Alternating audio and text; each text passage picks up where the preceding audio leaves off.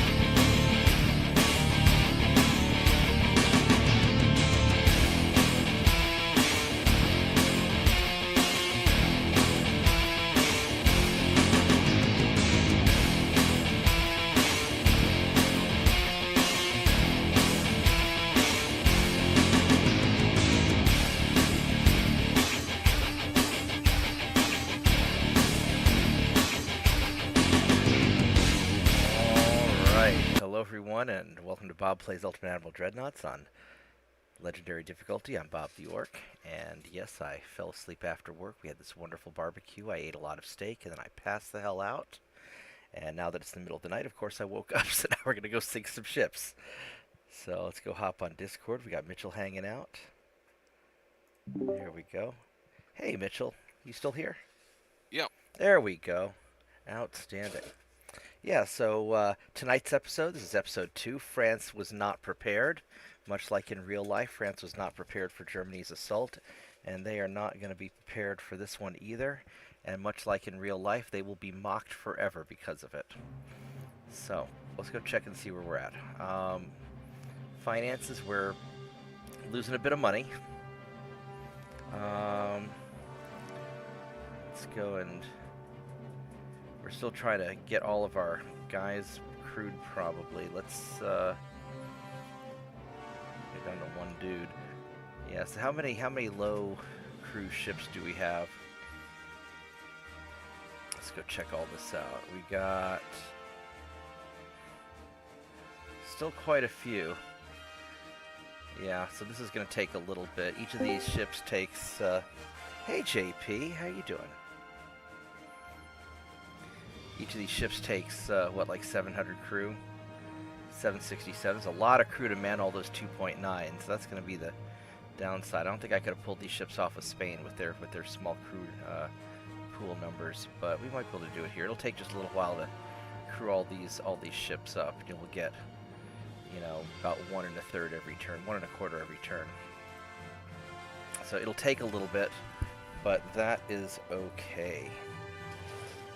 Let's double check what we're doing. And so France is, well, they got knocked down. They're down to 19% army logistics. They got hammered. So we got Colombia and Denmark. And we're at 100% logistics, which is great. Our transports are at 195. That's solid. We are taking out Denmark up here. They're also allied with Colombia, which we're invading Colombia, and it looks like the Americans are getting this Colombia. Are we going to be able to capture it fast enough before Brazil takes it over? I don't know. We'll see. Are there any other Colombias that we have to worry about? No, that's their capital right there. Alright, so And then we got some Denmark over here also, it looks like. Good morning, Bob. Good morning, Mitchell. Hey, JP. Did you hear about the new Spaceballs trailer that I did. I saw it. yeah, we posted on Discord? That is so exciting. Now I need to get me a Spaceballs, the sweatshirt, like what Mel Brooks is wearing. But I want to get a real one. I don't want to get one of the Chinese knockoffs, which all you see on Amazon is like the Chinese knockoffs. That's very sad.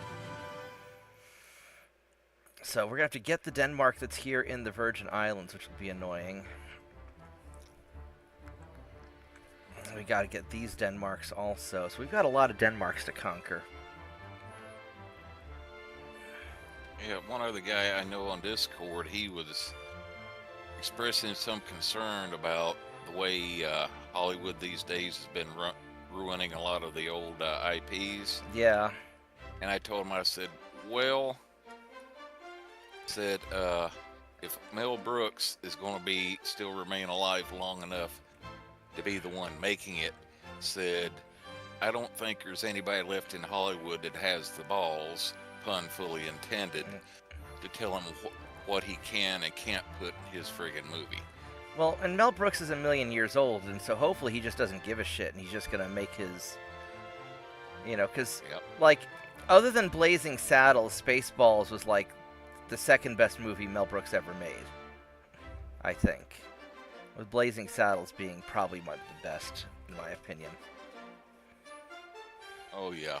I know I saw that for the first time, like, in the late 70s, like, a few years after it came out, which they hadn't really played it on TV before for kind of obvious reasons at the time. Yeah, that was a spicy movie.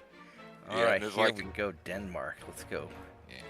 Late 70s when it's able to, you know, friends, like when I was finishing like last year of high school, had like one of the, it's either Betamax or VHS, and got a copy of it, and I watched it for the first time.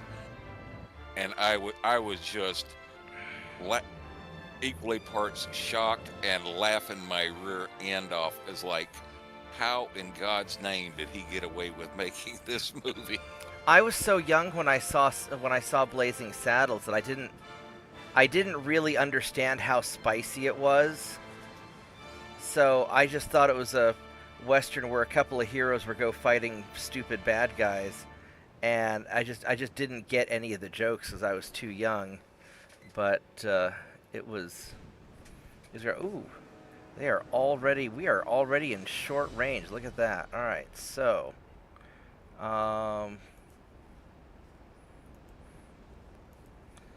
want you guys to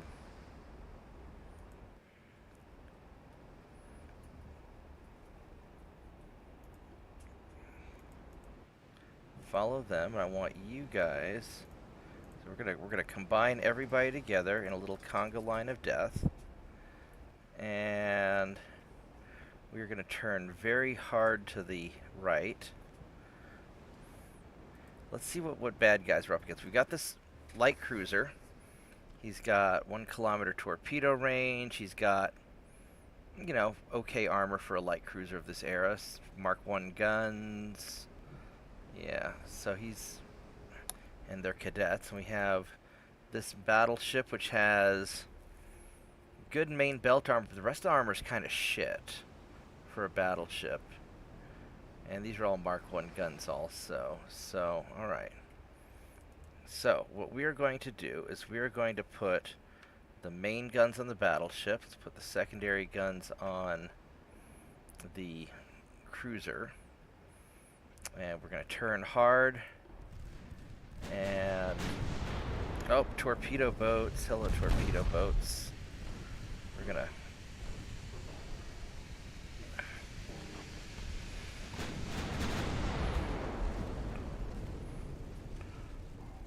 go and let's actually go munch you instead of the secondaries. Come, sit at the altar of Saint 2.9. Look at all that. And my guys are cadets also, so they're not even great shots, but we're going to just pepper them with all this good stuff. Oh, yeah. Oh, we got both of them. They got caught in the crossfire, and oh, that light cruiser's taking it hard.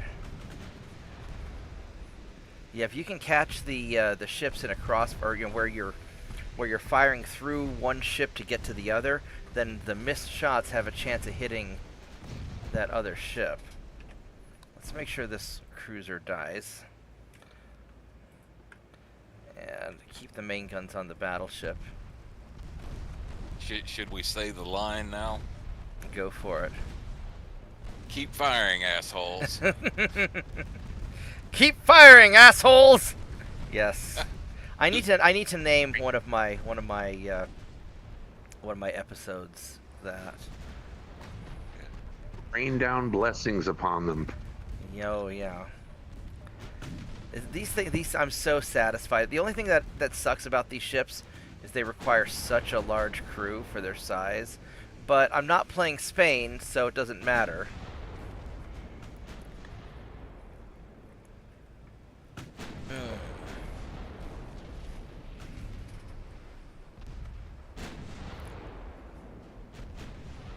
Oh, we're out of range of the 2.9s. Look at that. Oh, he got just outside the range. Oh, now he's just inside the range. Let's close in a little bit. Daka daka daka daka daka daka daka daka daka. Daka daka daka daka daka daka daka daka daka. Thanks for hanging out with me tonight, guys. I had this wonderful barbecue. Rick makes a great steak, and then I promptly fell asleep after it. And woke up and didn't see anything interesting on the news about whatever's going on in the Middle East. Speaking of a country that's not prepared, I don't think Israel is prepared for what they're probably getting themselves into either. Actually, most countries who get themselves into a war are not really prepared for what they're getting into, I think.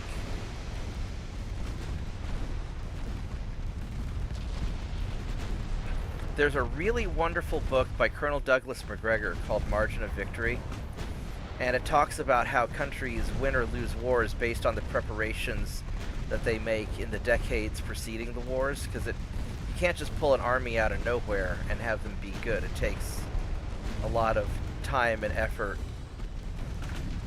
and resources to get everything put together properly.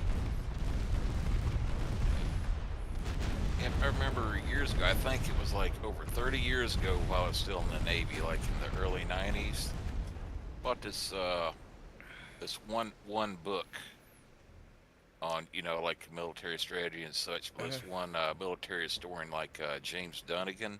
Right. He was actually involved with like designing some like war games and like for the one magazine like at Strategy and Tactics. Yeah. And his basic premise, as far as when it came to countries and militaries, as to which side would win a war, he said, wars are rarely won by the side that gets everything right. So they're won by the side that makes the fewest mistakes. Yeah. There's actually there's a lawyer who I think it was Mark Smith.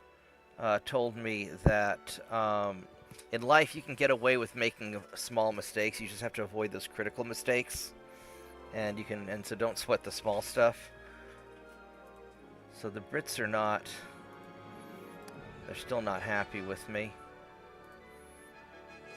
Well, Arabia canceled their alliance with France, but I wasn't going to take over Arabia anyway. All right, that worked out all right. So, France still has Denmark and all of them, so we can probably try and take southern France. 224,000 tons. Oh my God, southern France. So I know this. I have this friend from Arkansas, and he's got a very heavy southern accent. And back in college, he was taking a French class, and he was practicing. He was going like bonjour and stuff like that. And I was like, Kevin, what kind of French accent is that? And he's like, I'm from southern France. And that just made my day. Southern France, 209,000 tons. And I have in the region 224,000. Let's do it. Hello, Southern France. I am going to invade you. You're going to get the redneck French. That's right. I'm from Southern France. So you're getting invaded nicely. You're going to get invaded nicely. You guys are going to get completely boned. And then you're getting invaded nicely. I really want to send somebody down to get this Denmark over here. I'll wait till after I conquer Greenland. And then I can send this guy down. France still has the Colombians, and they are having a bad day. I might be able to grab this one if America doesn't take him out. And then this ship here. Got one light cruiser. That's not going to fare very well. Alright, then what do we have over in West Africa? Let's double check this. We got some French ships. Oh, I need to also allocate soldiers. 248.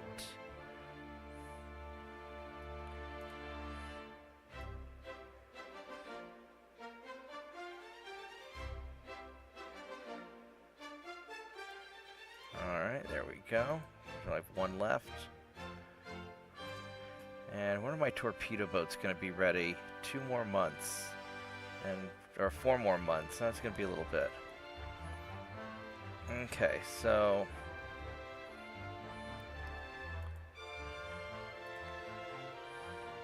Yeah, back in middle school and grade school, there was one guy I went to school with, and I mean, he could do impressions and voices like you wouldn't believe. Like he could have put Rich Little to shame. Right. I mean, he could do like, you know, Drop Dead Donald Duck and all like that. And when it came to French class, when it came time for him to speak in French, oh my God, he sounded like a native, because his last name was Dion. His family is originally from New Hampshire. Right. The teacher for half the year actually thought he had moved over to the United States from France for like half the year before he finally comes. Said, I'm just good at doing voices and accents. That's awesome. Alright, so now these guys here, I still have some more dudes here that I should probably try to... I really want to intercept some of these if I can.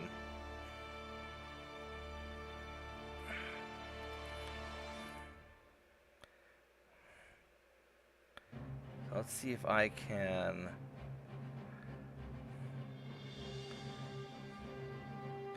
I'm trying to send you guys out to about here.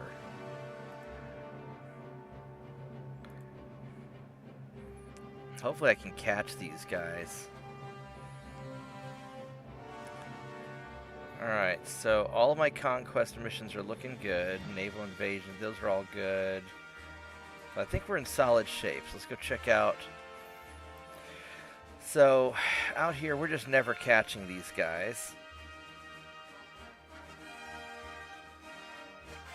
Oh, I've got a naval invasion there also. Wait. Who are they invading? They're not, I'm not invading them. They're... Oh, the U.S. is invading them. Oh, so we're just going to blockade them. Okay. I've got these guys here.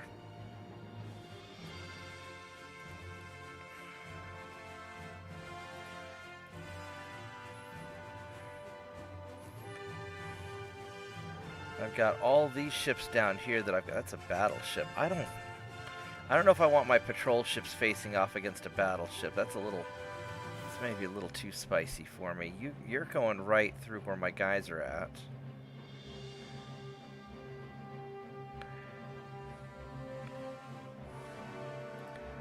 So let's have you go right there. And let's have you try to hit him. See if we can catch him. And then over here, you guys are just all fighting it out, and I don't really care.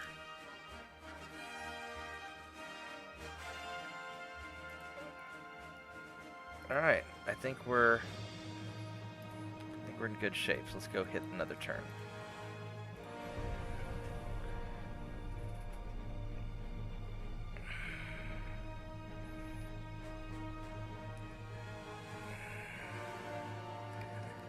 Alright, so what do we got? We got we don't care about war crimes. We're the baddies. Let's go war crime those transports, and we'll war crime that torpedo boat. I'm taking surprisingly few. Do I want to build... Now, I've got extra shipyard space. I might as well build some for Brazil. These aren't going to be the good patrol ships, but sure, why not? Because I've got the room for that. Oh, Belgium's going after France. Did Belgium ally with me or something? Hope not. I kind of want to take over Belgium.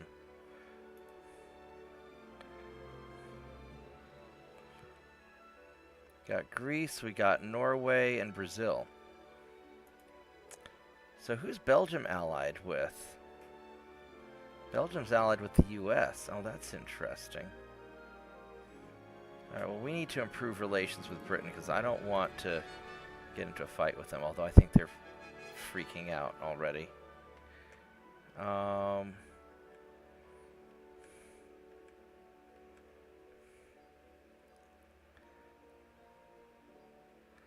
So we captured that.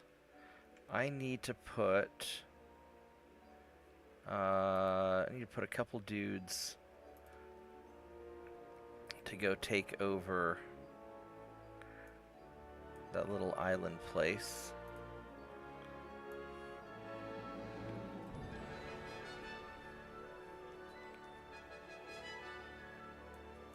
Okay, there we go.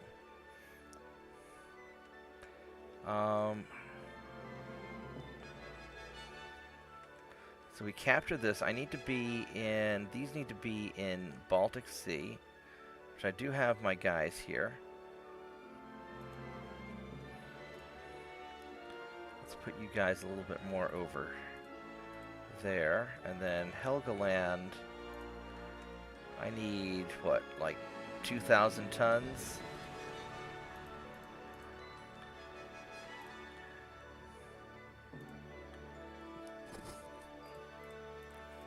I'm going to send all you guys just in case they have some dudes. That invasion looks good. We're not getting any meetings, which is really upsetting me.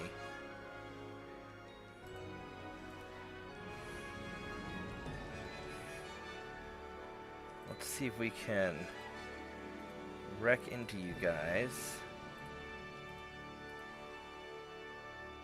There we go. Hopefully we can catch some people that way. And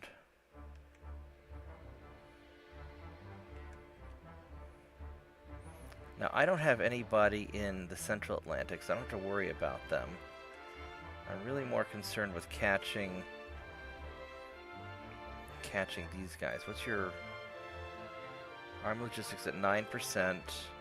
We're back up to 200% ships, which is good.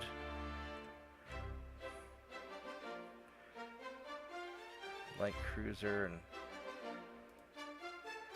alright.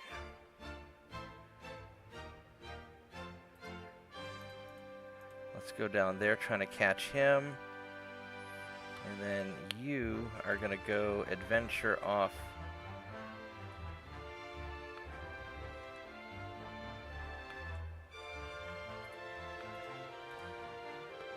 Trying to catch these guys, which you may not be able to do. You really want to try and catch that dude, please. And you would really like to try and catch that guy. And let's have you try to catch him. Which I don't know if any of that's going to work, because our reconnaissance is probably just so bad. There's that battleship, and these are 10 cruisers. Now, 10 cruisers could probably take a battleship.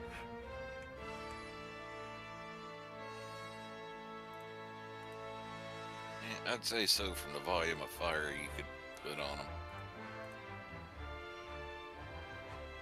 Yeah, so hopefully they'll cross paths. Alright, you... I don't think you're catching shit out here.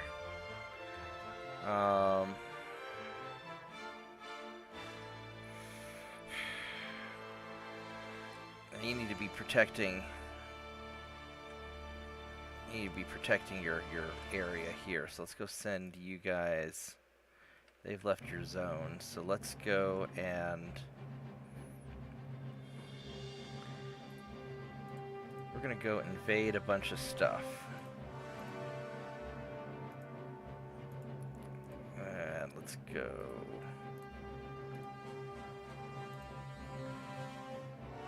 Actually, if they're at 9%, I don't have to really worry so much about that.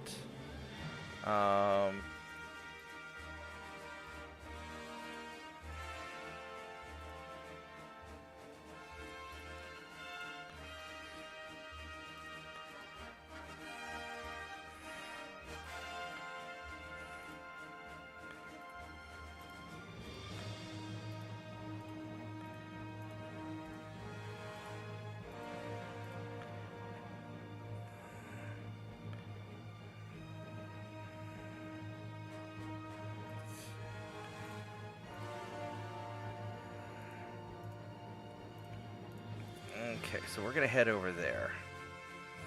Alright, then as far as the Pacific goes, you guys are... Oh, there's a light cruiser. Let's switch you to sea control. And let's set you to sea control.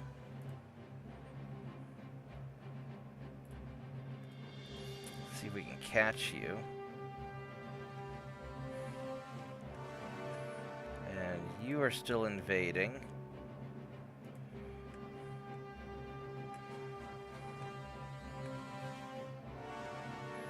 I've got a lot of stuff out this way, so...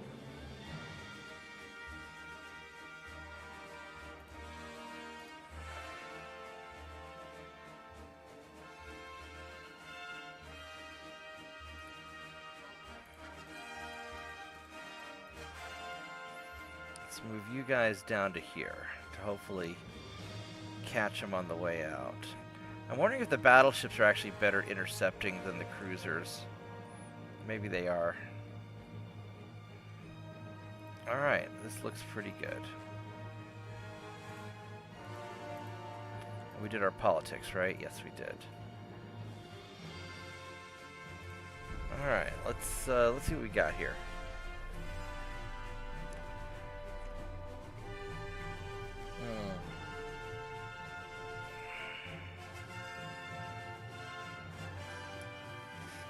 No, I do not want to go to war with Britain. That would be an awful idea. There we go. Go kill more Danish. We don't need Vikings anyway. They're just going to cause me trouble.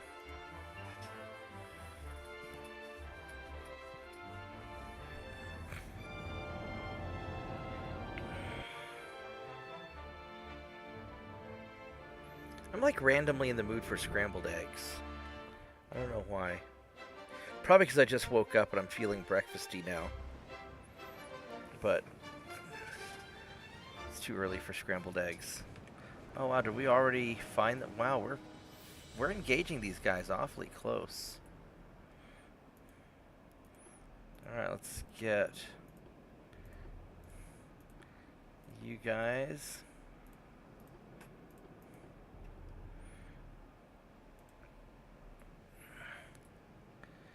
And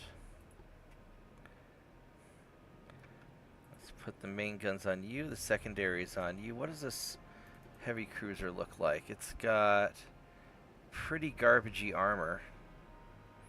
I could really burn him down probably. He's got some torpedoes. I might actually be better off burning this guy down with the 2.9s now that I think about it. Yeah, let's put the main guns on the light cruiser and put the secondaries on you.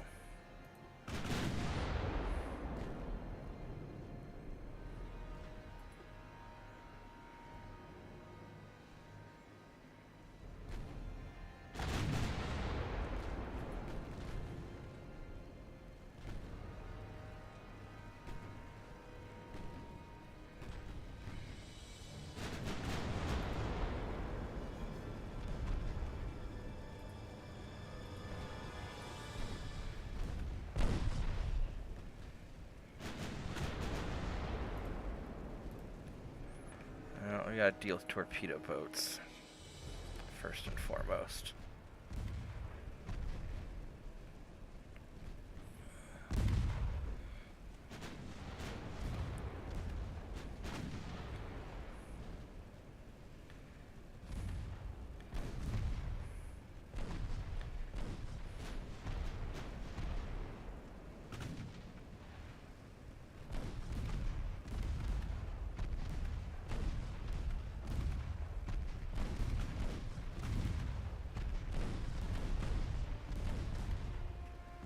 Got a no.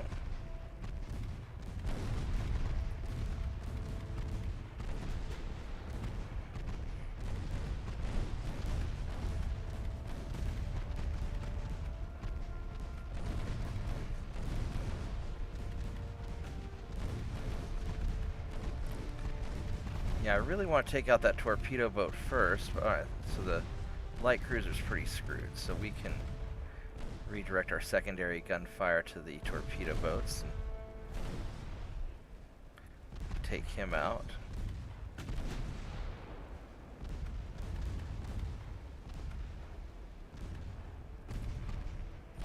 Let's get that other torpedo boat now, please.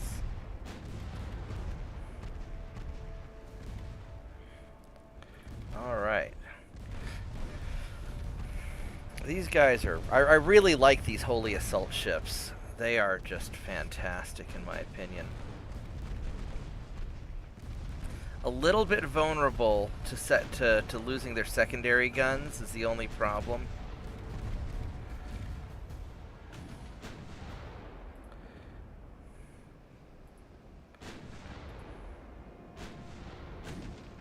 Because these 2.9s don't... The 2.9 turrets on the back and sides don't really have any armor, only the casemates do.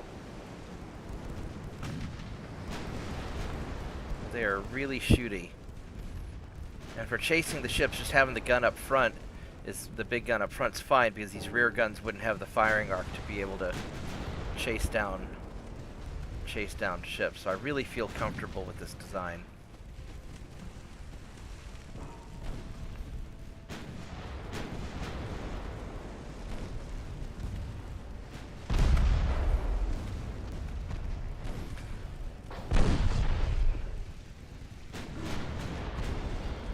I bet I can make these ships go really fast eventually because of all the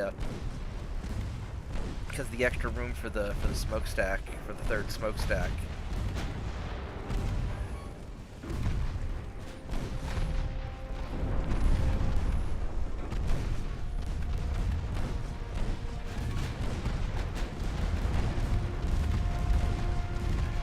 Oh yeah, he's getting tore up now.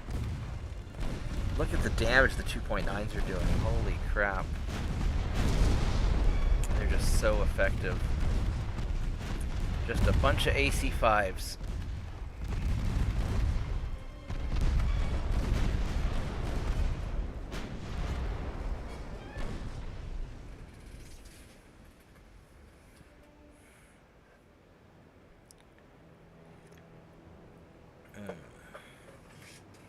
that worked out okay.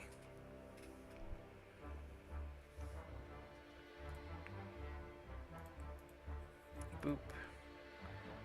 Alright, now we're gonna have a real fight here.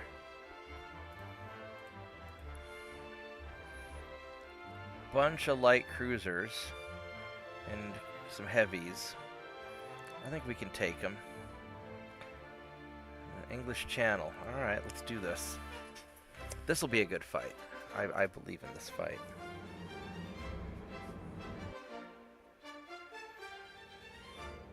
If I remember correctly, you start getting up like, you know, later marks like, you know, Saint 2.9 there, where you can increase the length and kick them up to 2.9. It does start allowing you to put some amount of armor on them. Yeah, once you get the double turrets, those come in something you can put some armor on, but I think starting at Mark 3, you can put a little bit of armor on them. Definitely Mark 4.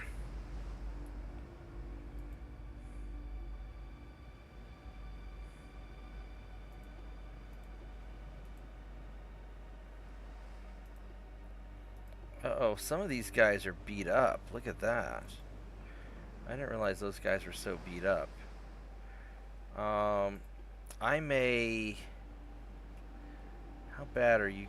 Why are you guys so hurt? Just mind damage or something?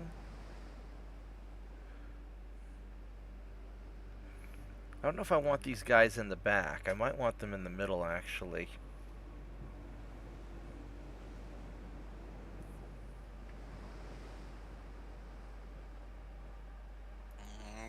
Haven't seen any screens talking about running into any minefields there, and honestly, like I said, it's still mid 1890s. I don't think even the AI has really got. This must have maybe it was an auto resolve that I did on torpedo boats. Might be, because it's a little bit early for anybody to be having minefields right now. Yeah.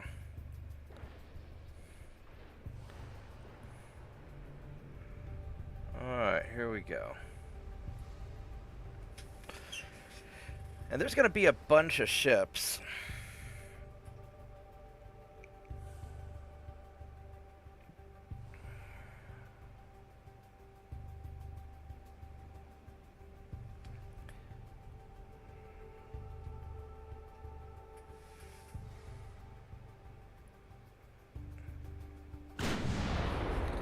Alright, there we go.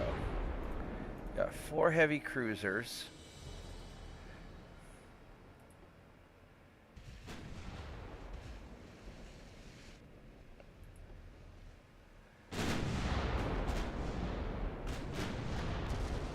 Ooh, that was a nice hit.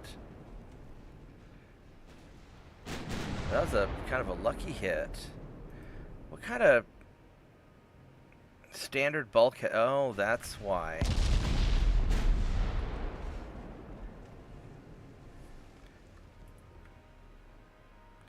That's why he took it so hard.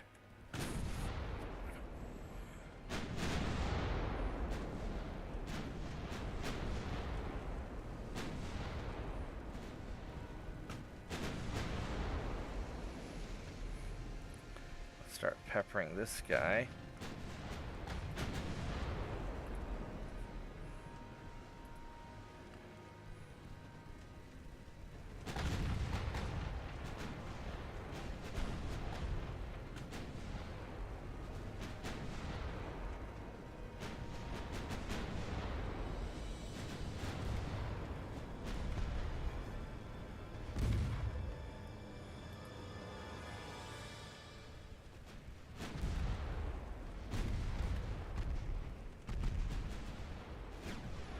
Alright, so I think... Let's see, how fast do you guys go? They're 19.9. I mean, they could theoretically close in on me. No, we're just going to keep on... I'll just keep trying to move away like this. Oh, you know what we could do? These 2 cruisers right here are awfully close together. 7.7 kilometers.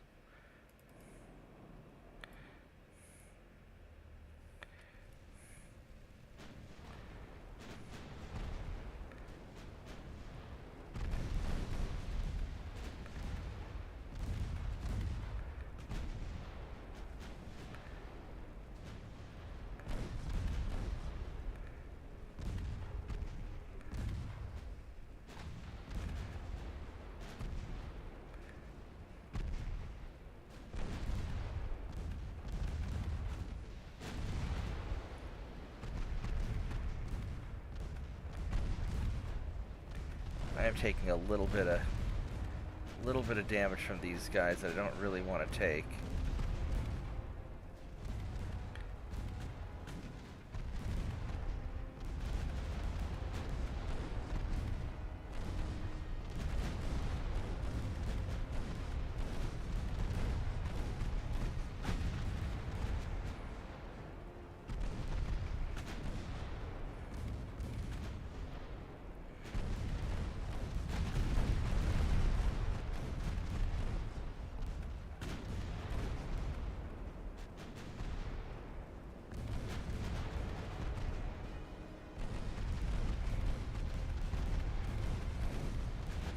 Yeah, this is a little nerve-wracking. They're getting so close.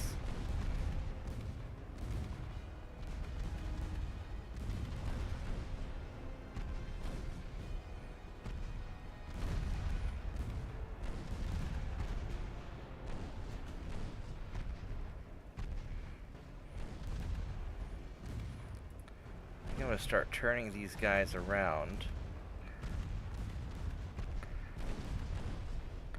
So I'm definitely taking a lot more damage than I want.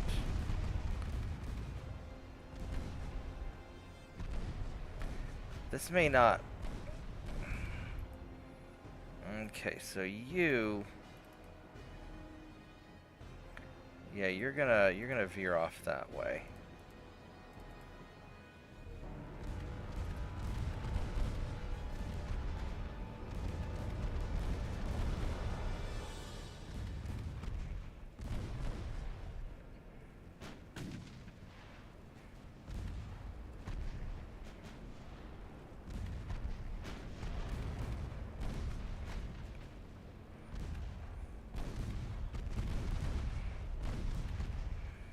This is a much closer fight than I really want.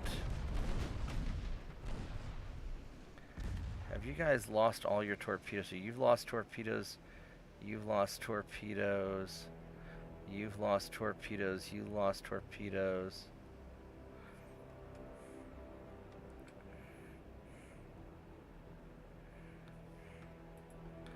I want to try.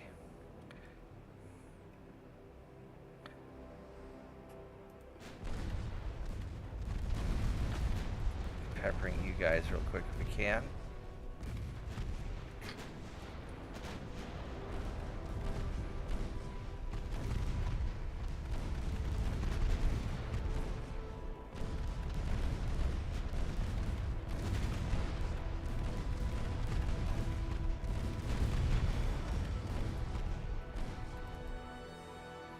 Oh, this guy's just so beat up.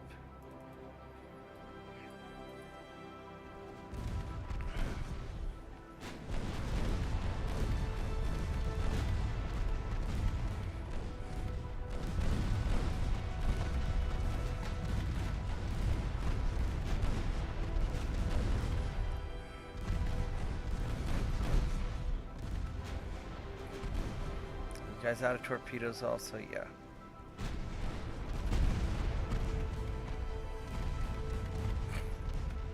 This is going to be a much rougher fight than I would really like. But this will break the back of the French Navy if I can pull this off.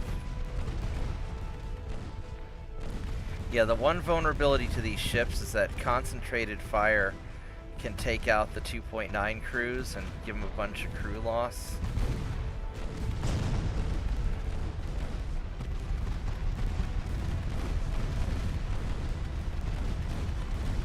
But they're just going to be unbeatable in the brawl just as far as just trading. As far as trading damage.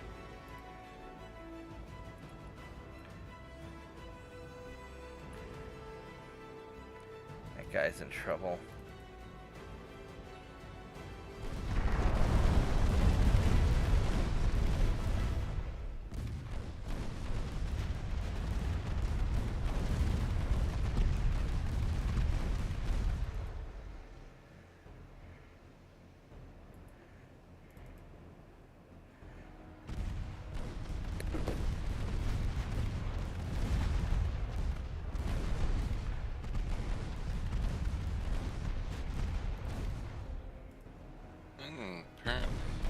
Apparently, you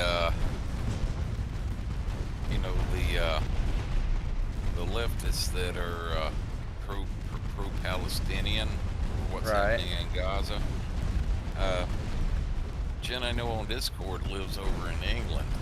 Right. You know, got acquainted back in the day when we was playing for the same clan World of Warships. Right. You know, he sent me a little message that says, apparently the leftists who went to Egypt to protest for Palestine are getting their shit shoved in by the locals. Oh, yeah, no, because Egypt... Here's one of the interesting things I learned about traveling. I haven't traveled in the Middle East very much. I've traveled, you know, I've been to Turkey. And from talking to the Turks, I've come to realize nobody really likes the Palestinians that much over there. I mean, they use it as a wedge issue to go beat up on the Israelis. But the average... At least the people I talk to, they don't really give a shit about the Palestinians that much.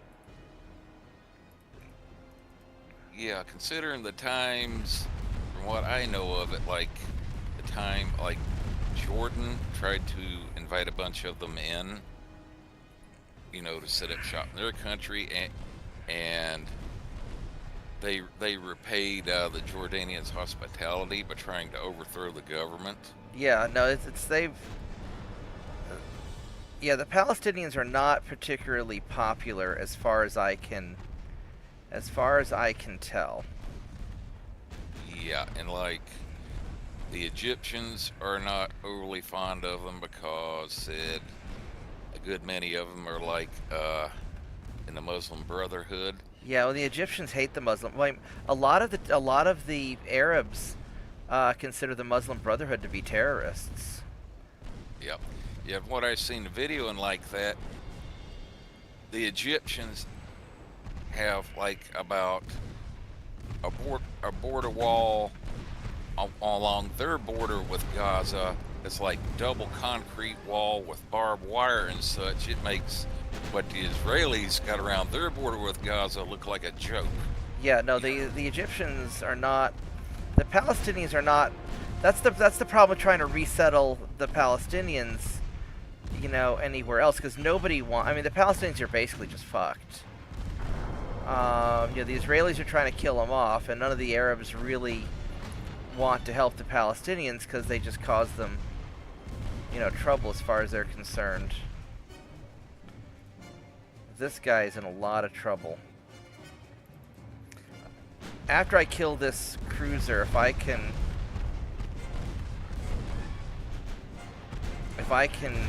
end the battle, I think I probably should.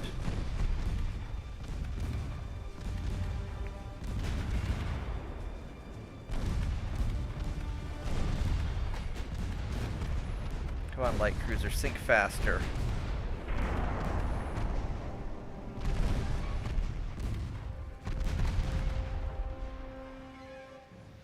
Okay, so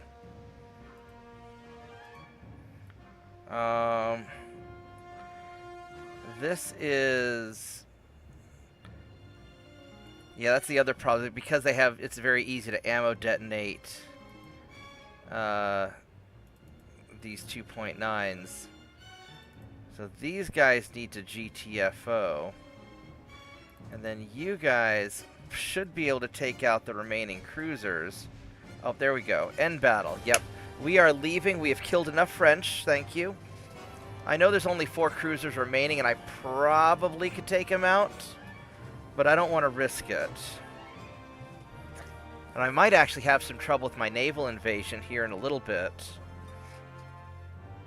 I mean, maybe I should have finished them off, but I think I want to be a little bit on the conservative side if I can. The Brits just really do not want to... Oh, I got Southern Columbia.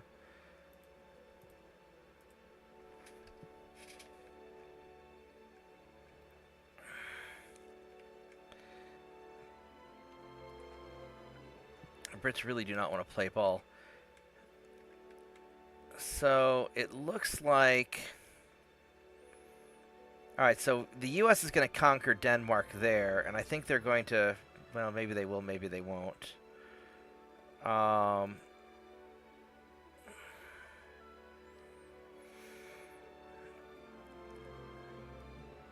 So hopefully we can take care of that.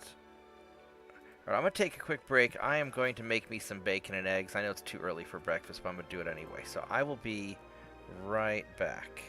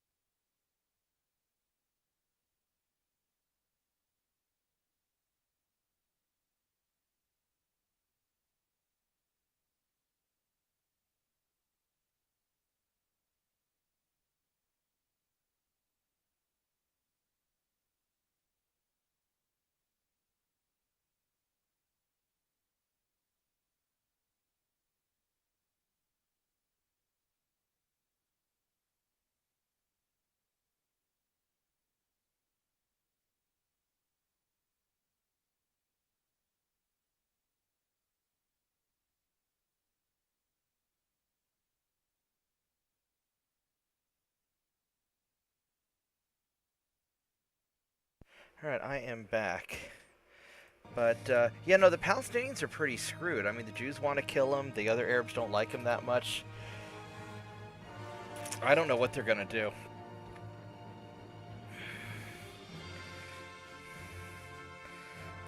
Forward. Not a fun time. Oh, let's, I have a little bit of a problem now, actually.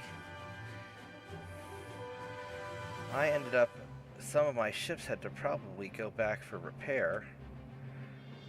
Yeah, I was thinking that, looking at that damage some of them had, said it was looking like it was going to be strong possibility that some of them were going to automatically go back for repair there. Yeah, I think so. 247, they probably also lost a lot of, oh, I need to also build more, more shipyard space.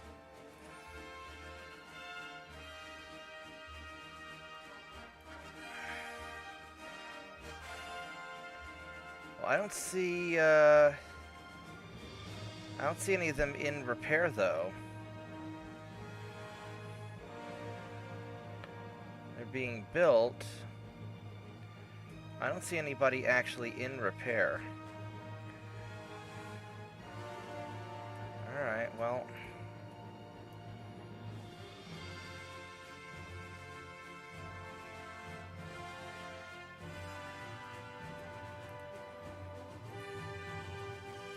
So what I need to do, I've got one battleship here that I can send in. Oh no, I still have all 9 of these guys. These guys are beat up as hell. It's just that these guys, the tonnage requirement went up because they came into play. So I need to send, I just need one ship up there. So I'm going to send my battleships down here to go play with the, I need what, 2,000 tons? Yeah. So I'm going to send everybody except for a patrol cruiser to go party with these dudes. And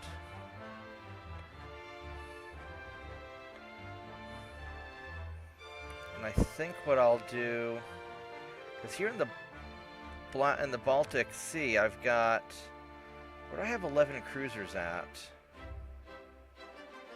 I've got one cruiser there. I've got 10 there. Okay, so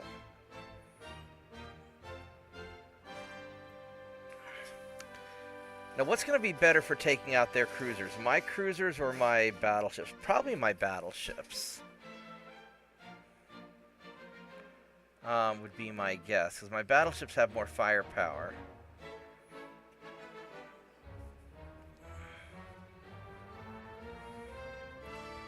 So I can send these guys to go gang up on those French ships also.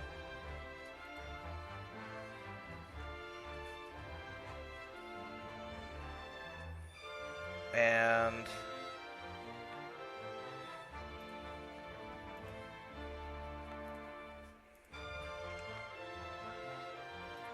I'm gonna leave one. I'm gonna put one person there, and I'm gonna leave all these guys here just in case.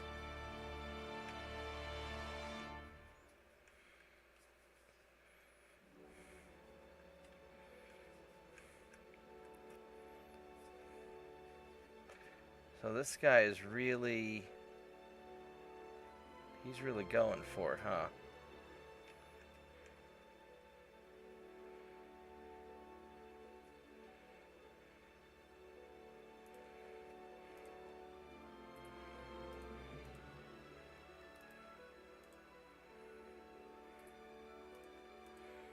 Let's see if we can catch him. Oh, I got these 10 battleships up here just hanging out.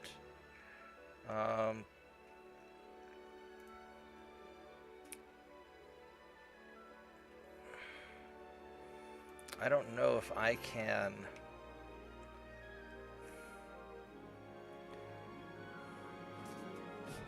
I don't know if I can catch. That's a torpedo boat. I don't know if I'm going to be able to catch him or not. I don't even know if I ought to even bother chasing him. I mean, I guess I could. He's not doing anything anyway.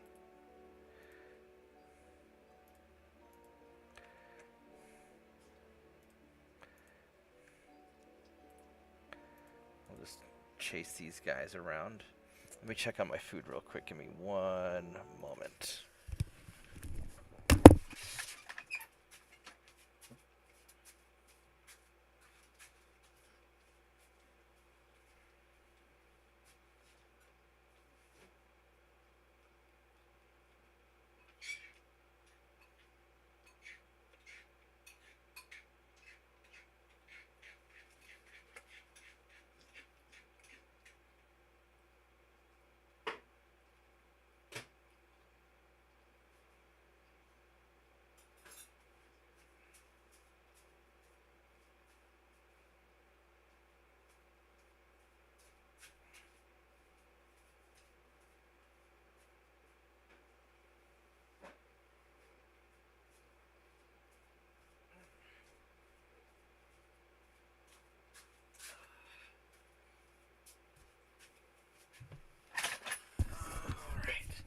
Just a couple more minutes.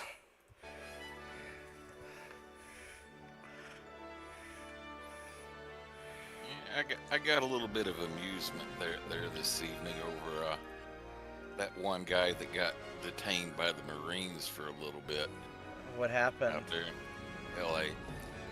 Well, for one of the federal buildings out in Los Angeles, one guy came in there, you know, it was basically on federal property where the Marines were guarding the building, and the guy's actually a veteran, you know, he's former Army, and Right.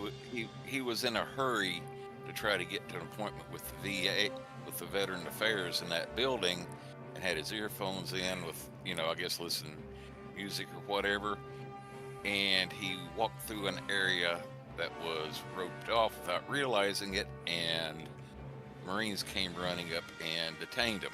Right.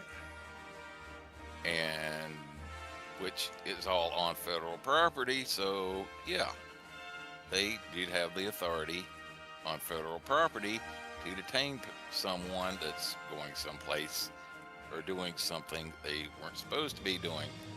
Right. And the guy himself came out and told news, said, hey, no harm, no foul. I wasn't paying attention. I didn't hear them because I had my earphones in. Said, I just did what they said, showed him my ID. Said, you know, they were polite and everything. Everything was nice and proper. Said, I just got detained for a couple hours until LAPD got there and explained the whole thing. Said there were no charges filed, and they let me go on my way. Right on. Oh, But let me check. Yeah, go ahead. I just heard my air fryer ding. So let me check on my bacon real quick. Okay.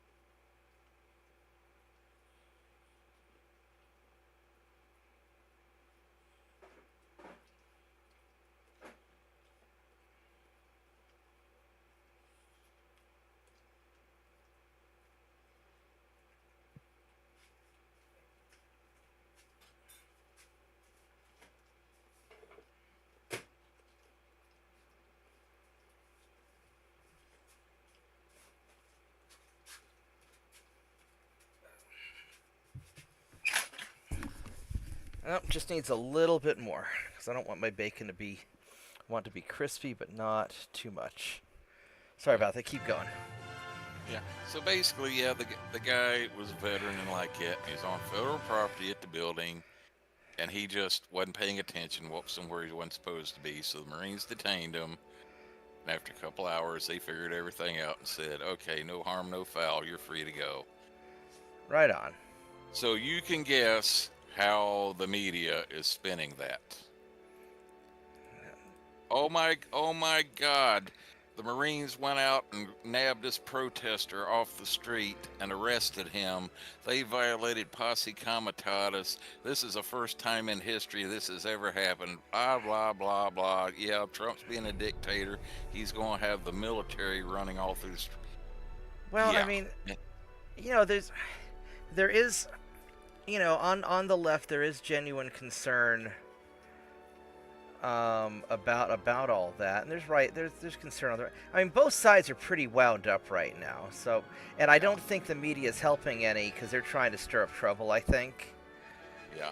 And But you know, they were just leaving out certain little details, like it was on. Well, yeah, federal lies property. through omission.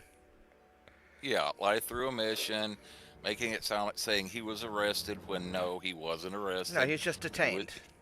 He was detained until LAPD showed up, and everything was that. And the guy even made it said, "Hey, the Marines did their job perfectly." He said, you know. Oh, this is odd. Look What? at this. I'm running away from the transports. All right, that's interesting. I guess let's go turn around and. Oh, hello, torpedo boat. Let's take care of business.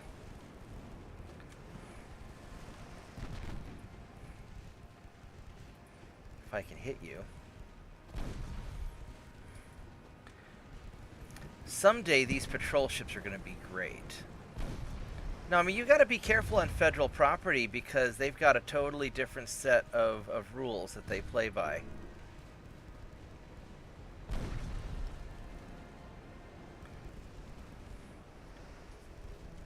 And I don't think posse comitatus applies on federal property anyway, right? That's why Trump was able to deploy the Marines to guard federal buildings without needing to get needing to invoke the Insurrection Act. He's just having them guard. Yeah. Because the Marines guard all kinds of shit without, you know, all through. You know, they often guard federal buildings, all kinds of stuff. Bubba here is going to get so many experience. Assuming he can. Let's have you fire your main guns at the same target over and over again.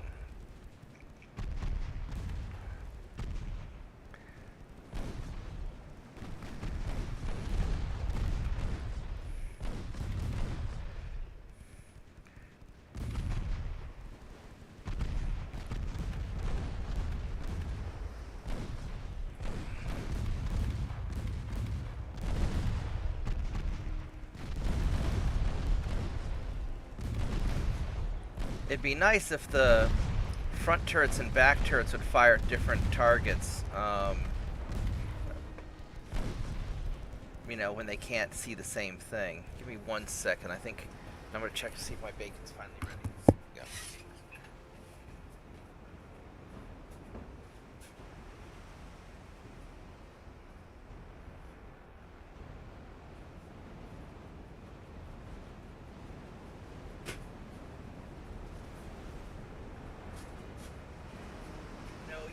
Getting my bacon. I love you, but I don't love you that much. This is my bacon. You do not get my bacon. Yeah, it's a little bit overcooked, but it's better to be a little overcooked than undercooked. Oh shit! Oh my god! I just clicked end battle. Oh, I'm such a dumbass. That's okay. I got my experience at least. Yeah. Oh my god! I clicked the end battle instead of clicking the to unpause. I'm stupid. Well, it looks like you sunk like 3 or 4 of the transports. So yeah, I got the torpedo boat down, and I got the I got enough to get my experience. I was trying to save ammo. That's what it was. I meant to do that. I was saving ammo.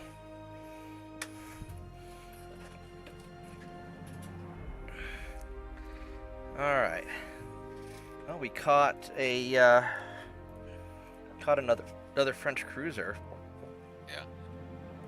Yeah, you scared me there for a minute. The way you reacted, I'm like, oh my God, don't tell me he dropped his bacon. Oh no, then that would be a lot more foul language, because Tiny Dog would be nomming my bacon. Where the fuck did she go? Tiny Dog, hold on, I think she wants to go out. Hold on. Where'd she go?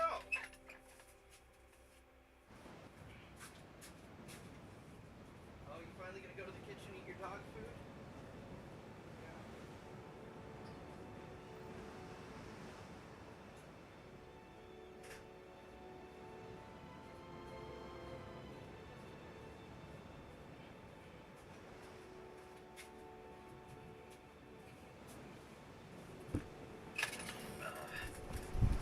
Yeah, Tiny Dog won't touch her dog food until she's certain that I'm not giving her any of my food.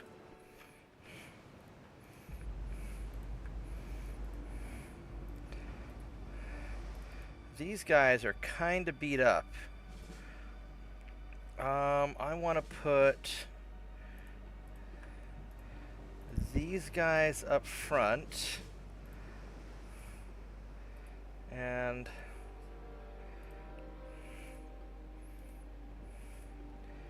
I'll put that guy in the back.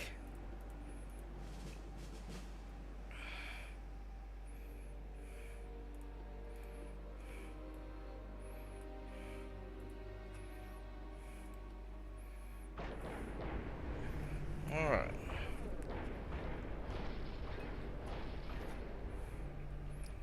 What the heck are your... You're having a hell of a time trying to get all this stuff untangled, aren't you? Alright.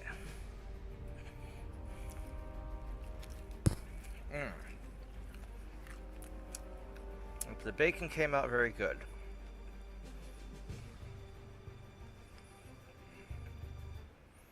We're gonna have to do a lot of repairs soon.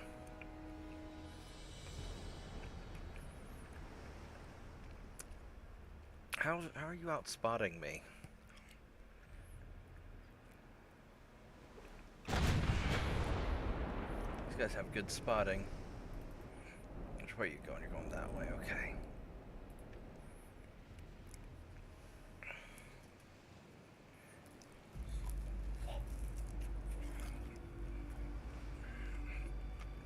Yeah, that's one thing I noticed about Brother Monroe. I don't think he's realized that cage masks actually give you excellent spotting. Oh, they're fantastic.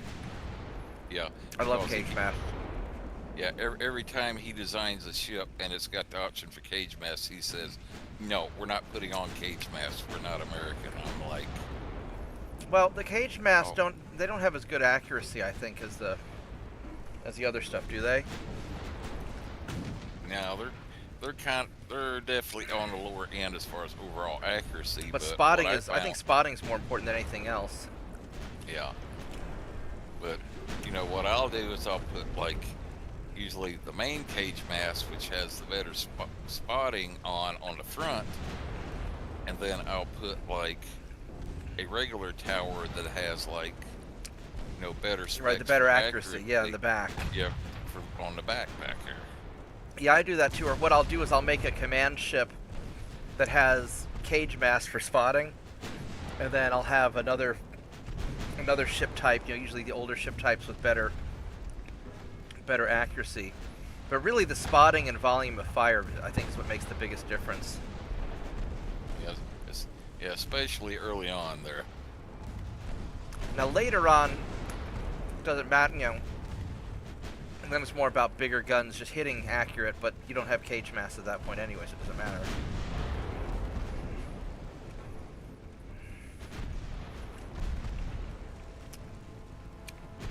But early on, your engagements are such close range. Just the spotting and the recon is what really matters, so you can find the enemy ships to engage them. Yeah. Especially, too, the further away you can spot torpedo boats, the less chance they get to do something nasty. That's right. And with torpedo boats, just a matter of spotting them and just volume of fire, so you get a lucky hit.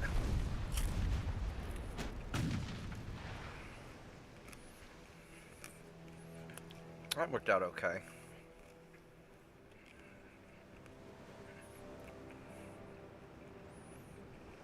A couple guys didn't get too much for experience, but that's okay.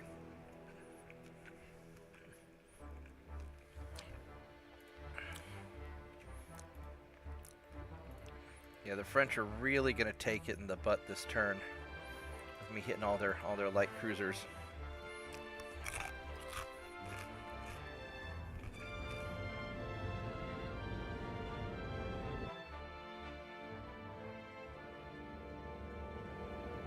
Bacon's so good. There's this peppered bacon that I get at the supermarket. It's really good. I like it.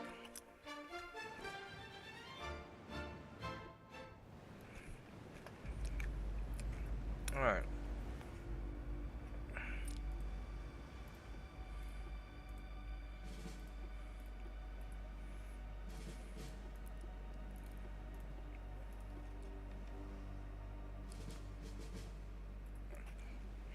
Let's go find this guy. We're so slow.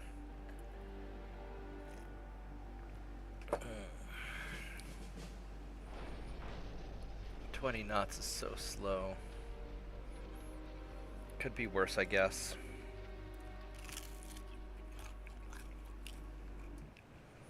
At least I'm not French.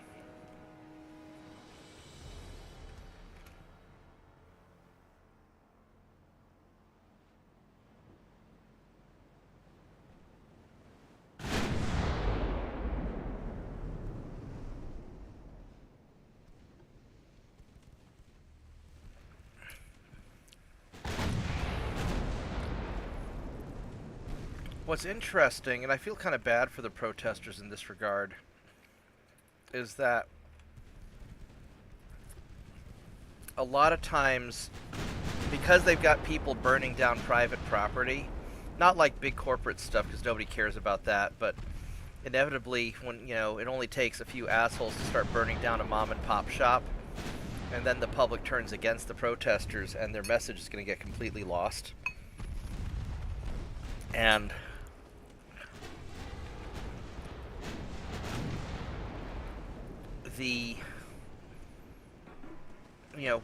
and I think a lot of the public has sort of gotten beyond the debate of only deport the criminals and the hard-working people stay. I think the protests are going to tend to turn average Americans away from the illegals who just want a job.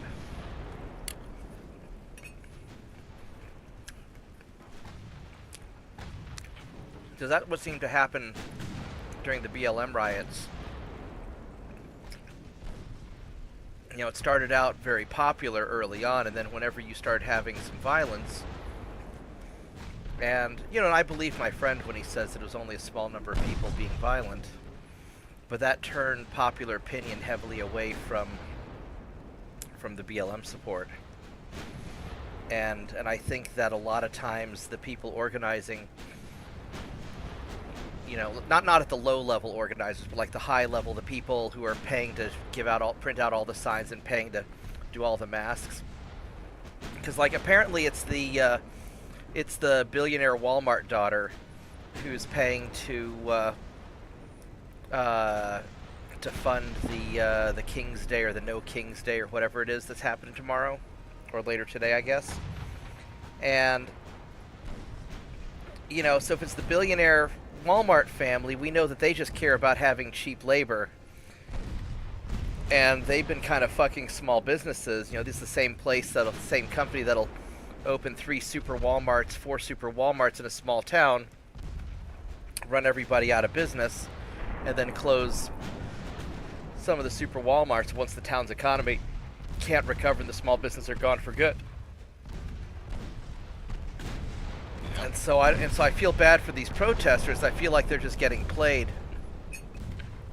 You know, and whether you support or oppose illegal immigration or immigration in general, that's a totally different issue. I just feel like a lot of this stuff just feels astroturf. Like you've got some of these billionaires who have an agenda who are playing the American people against each other. Just that way we're too busy fighting to realize we're all getting screwed by the same people. Well, yeah, basically they're using the local populace that is coming out to protest as useful idiots. Yeah, exactly, and that's what always seems to happen Yeah. in these situations. But yeah, they had the report the other night where like even LAPD was saying out of all the arrests they made so far between like LAPD and the feds, nearly half of the people they arrested were not even from LA. From LA or the surrounding area. Yeah, because they're getting paid and bussed in. Yeah. Yeah. And it's always the out of town people that cause the trouble. When we had the BLM stuff going on in Oklahoma, the locals were protesting peacefully. And it was really interesting to see the liberals and conservatives marching hand in hand because nobody wants to see black people getting killed by cops. And it was the out-of-town people that thought they would get bussed in, that got bussed in and thought they'd go burn down a black neighborhood. And then were really surprised when the black people started shooting at them. Yeah. It's always the out-of-towners getting bussed in because nobody really wants to burn down their own city, I don't think.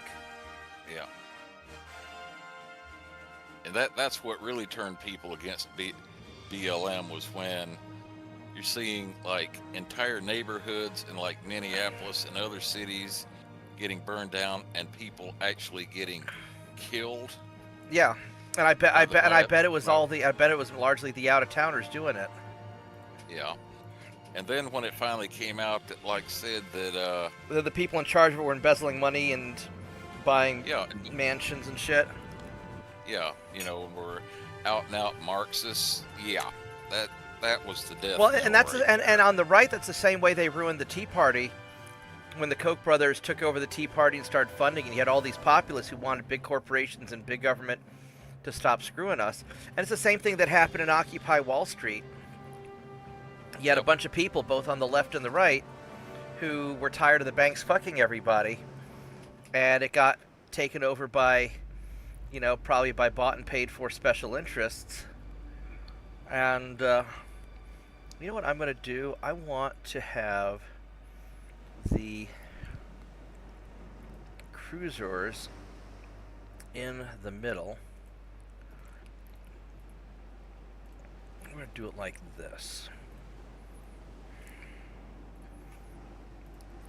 No, yeah. By the way, the Walmart heiress that was bankrolled, like the one guy handing out like those Uvex bionic shield face masks. Yeah.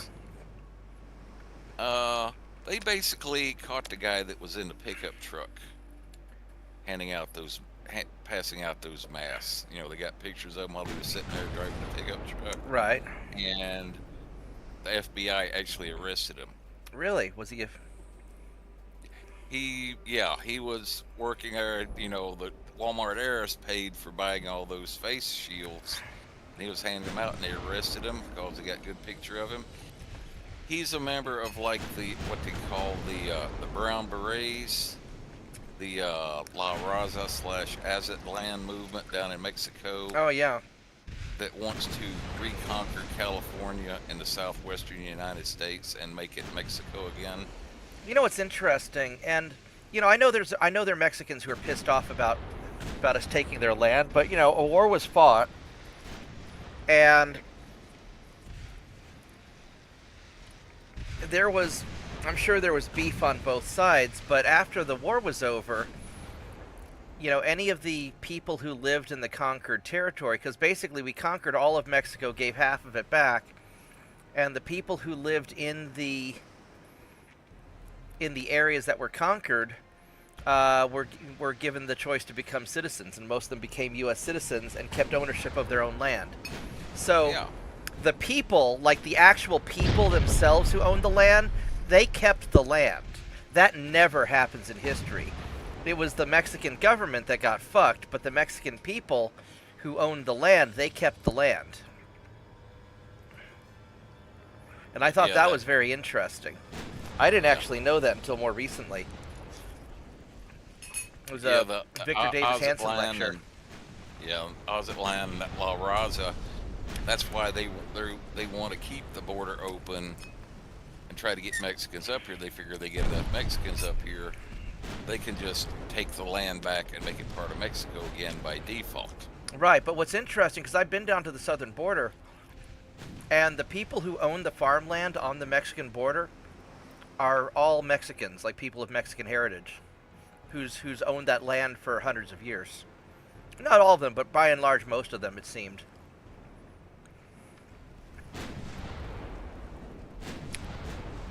At least that was the case like 15 years ago when I was down there, because there's been a border war going on with the drug cartels for a long time.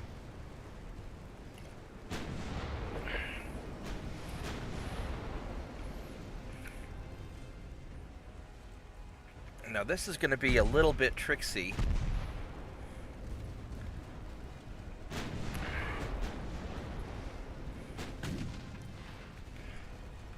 So I don't like that there's so many light cruisers here, but they're not trying to get in on me.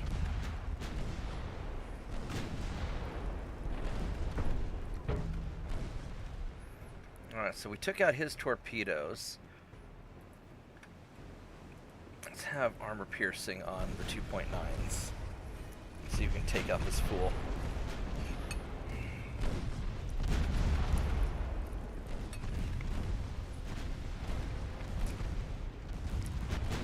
Yeah, he's getting beat up pretty good now.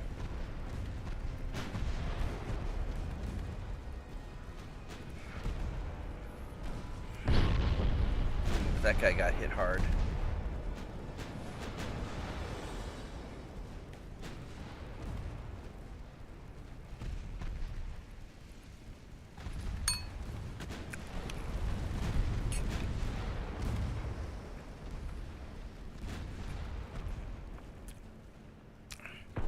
Now, these cruisers up here are problems. They've got some big fucking guns.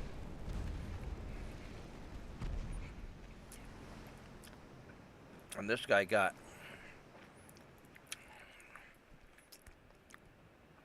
Man, he got hit. Alright,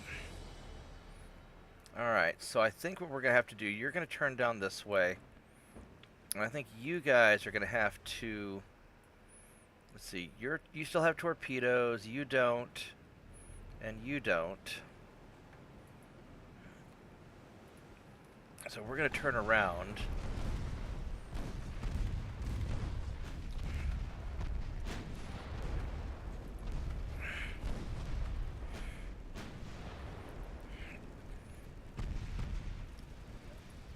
Because this cruiser here is the one that's causing me the problems, I think.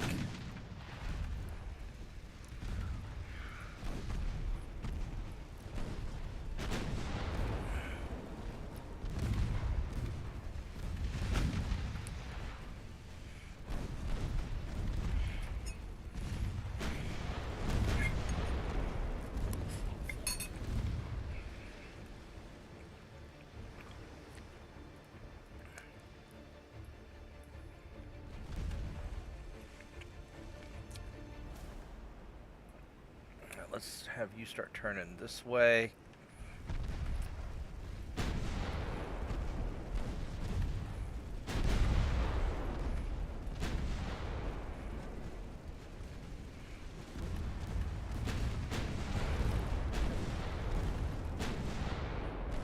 Now you've got torpedoes I'm a little bit concerned about. And so we're gonna...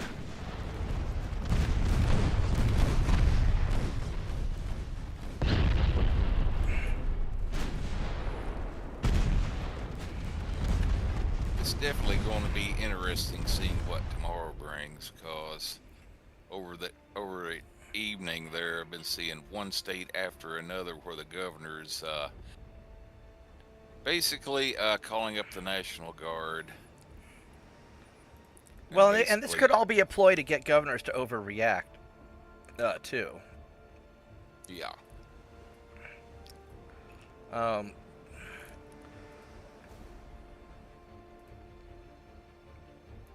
But then again, you know, I'm not. There's really no harm, no foul with calling up the National Guard when all this shit's going on. They're making such a big deal, saying they're going to have like protests in like 1,600 cities and towns, and yeah, what's happening in LA is like, you know, better safe than sorry. I'm like, I think it's pretty much as far as calling up the National Guard just in case. That's going to be a case of you know, no harm, no foul, right there. Yeah.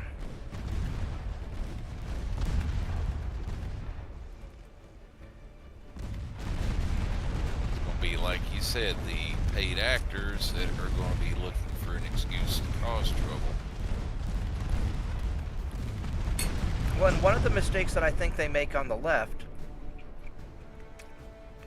is that they're willing to tolerate some of these more violent individuals, and I don't think that helps their cause very much. I just don't think it does. Yeah, it really doesn't. But as I've heard a couple people put it today, basically, what the really hard leftists are looking for is to try to create an incident tomorrow where they get their the next George Floyd. Yeah. Well, and from my perspective, you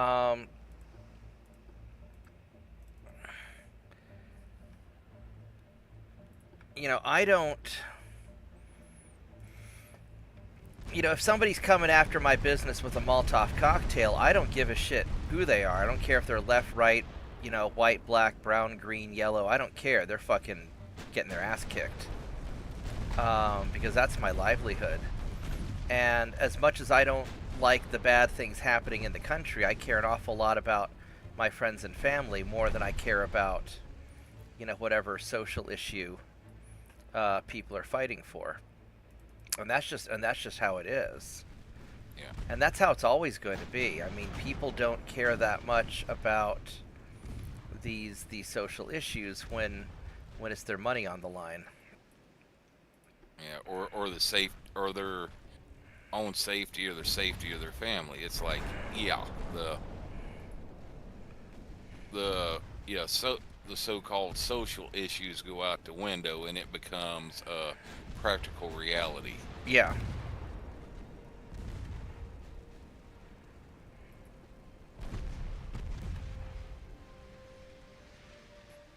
So this guy needs to continue leaving. You're gonna just... He doesn't have much of anything left.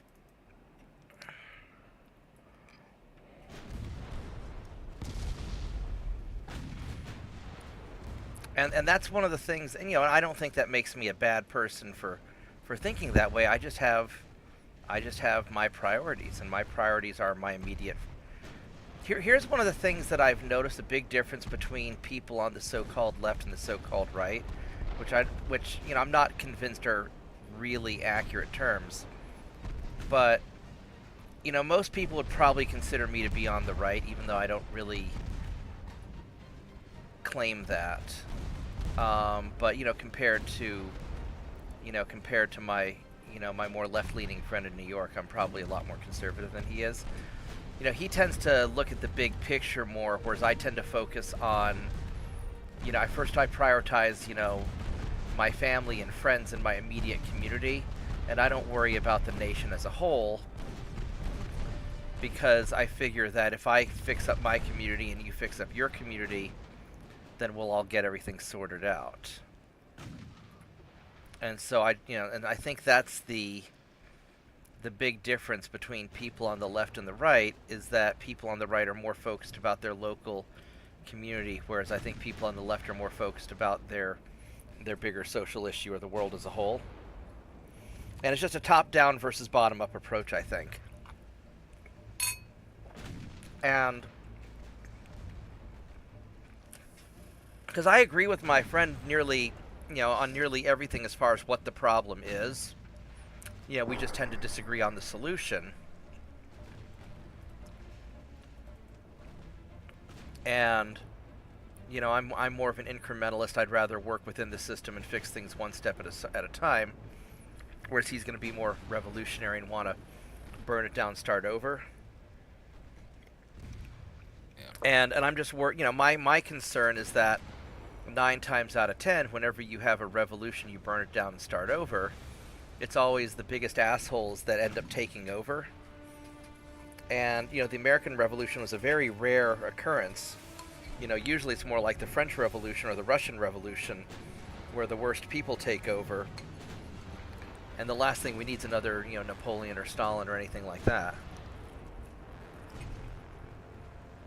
And one thing that's been evolving on my outlook on it over the last 5 or 10 years is that it's getting to where, as far as like just regular people, the divide's not really right versus left. It's become more like urban versus rural. Yeah. Well, I've been trying to get my friend to come out here to Oklahoma for a long time, and yes, there's some very shitty towns in Oklahoma, full of very shitty people, but like Norman's awesome. Oklahoma City, some parts are good, some parts are bad. But the smaller cities are a lot more chill than the big city cops are awful a lot of times. Yeah. But a lot of times the big city cops don't even live there. Whereas like in Norman, the cops generally leave me alone because a lot of them are my customers. Yeah, it's like you said, we're in a more sparsely populated setting, like in small towns or rural area. It's a lot easier for everybody to know most everybody around them. Right. And develop a sense of community, where you're someplace like Chicago or LA or like it, where you got millions of people crammed together and you don't know most people from Adam. It's like you get the everybody for themselves. Right. Well, and where you have the trouble with the really small towns is that they're very suspicious of outsiders, and so if you don't know somebody on the inside, if you're not introduced, you're not gonna. The very small towns tend to have the us versus them mentality. But the very small towns are usually the same 10 families that's been living there for 200 years. Oh yeah, I can attest to that. To where when I was growing up here, the town we lived just outside, we still own part of what used to be my grandfather's farm. He bought over 100 years ago. Exactly. And it just used to be a couple thousand people, and the main industry was growing up was like 2 or 3 textile mills up there. And it's like you said, it was so sparsely populated. Like during the 60s, I ended up before my grandfather passed away, when I was like about 7 or 8 years old, had an accident with his tractor. I met a lot of his relatives, riding around the southern part of the county down here on his Alice Chalmers tractor, because back then there was so little traffic, sparsely populated. That's just what you did. That's just what you did. You could drive your tractor out on the highway and nobody said a thing about it. And that's how my grandfather would need to go buy groceries, like grocery store. He'd just drive uptown the tractor and nobody thought a thing about it. Yeah. And I'm like, years later, when I was in the Navy, I was like already in like my late 20s, early 30s, and after families, we moved up to southeastern Kentucky for my last 2 years of high school.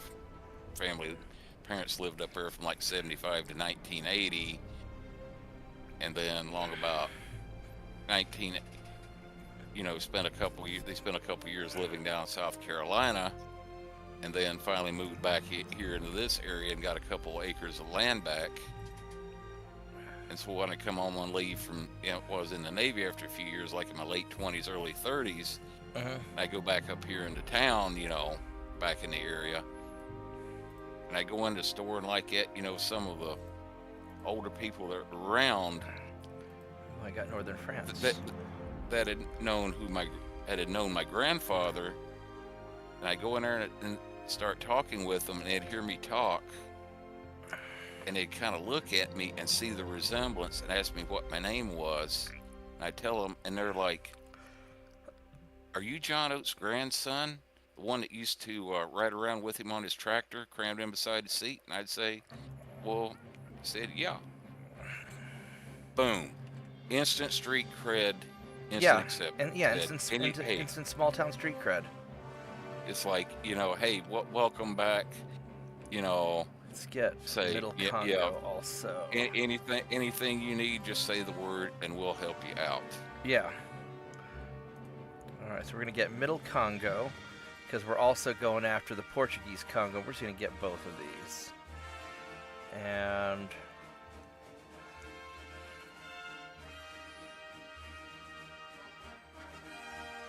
I have a feeling there's going to be a lot of fucking Portuguese. There's going to be a lot of pissed off Portuguese over here. So let's... I just have a bad feeling about the Portuguese fleet. So let's go send you guys over there. We're actually going to combine all my dudes together in one spot.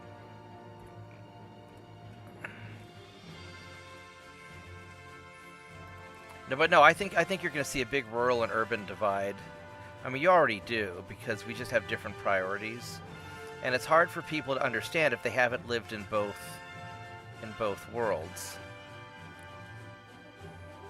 Well, you know, that's the one thing where I've already kind of experienced that, because got brought up in this rural setting around here and spent 20 years in the Navy and getting stationed like in some big cities, like down near Charleston.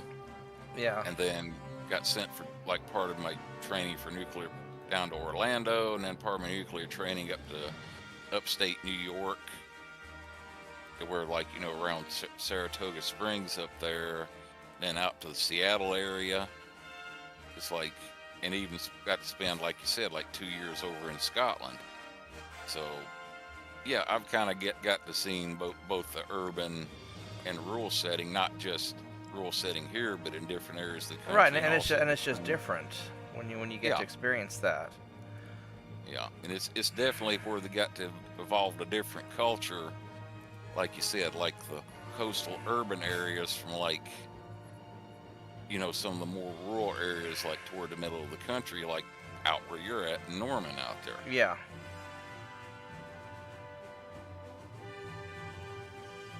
Alright, so I need to repair a lot of guys. And so I'm going to stop production on my... I'm going to pause a bunch of my torpedo boats.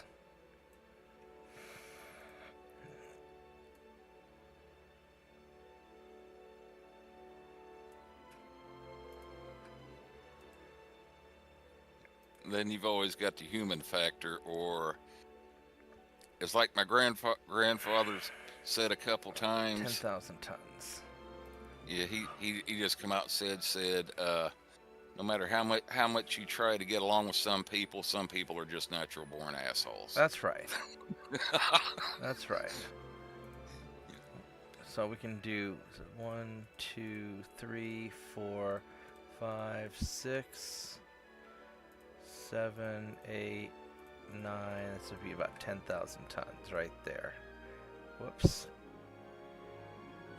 Yeah. I believe the technical term for them these days is Karen. Well,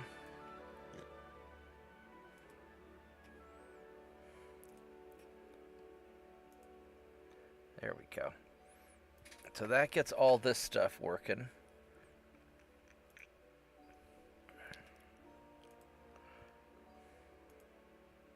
I'm surprised that I'm invading Portugal,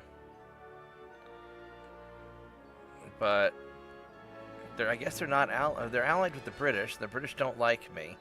The British are probably going to declare war on me, which I'm not really looking forward to.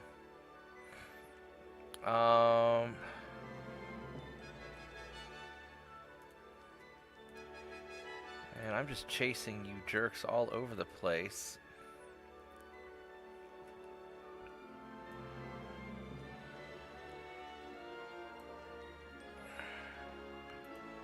Yeah, that's probably what's contributing to the divide, because... Well, and I wouldn't understand it if I hadn't grown up in both, you know, both areas.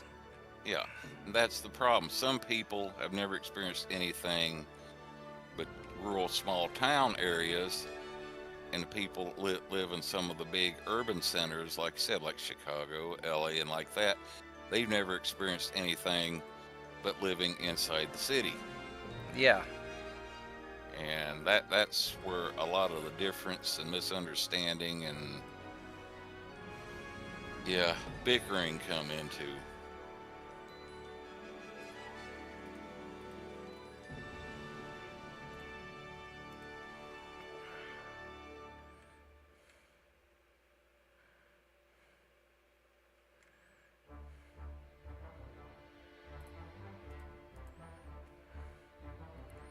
Let's try and meet you there.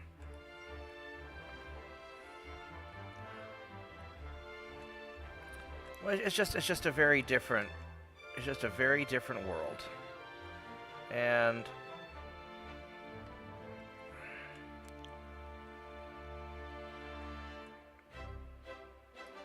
Yeah, and unfortunately, we have a lot of people in this country. It's either like very wealthy or in positions of power that are quite willing to take advantage of exacerbating those divides for their own advantage. yeah. Can I catch you as you come around the...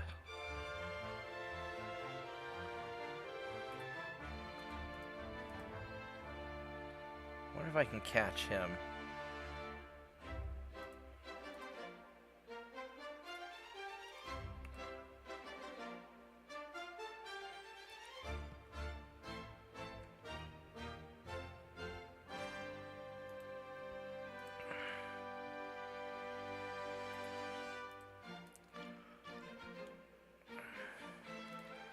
I hate playing chasey with these guys.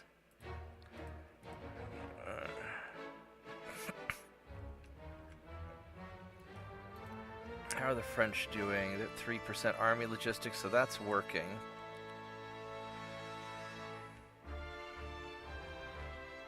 I guess that's about as good as I'm gonna get it. These guys are doing good.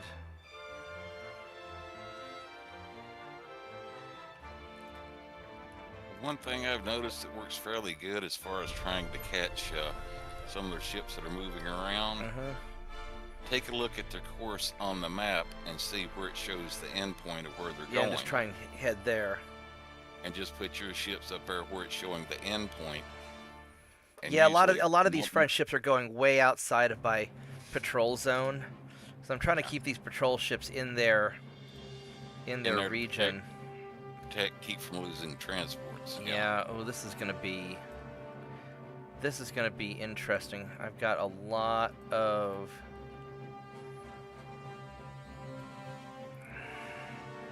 That is a lot of ships.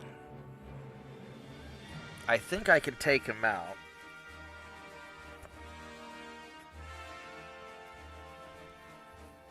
These are. I only have 6-inch guns. They're fast. They're faster than me. So I've got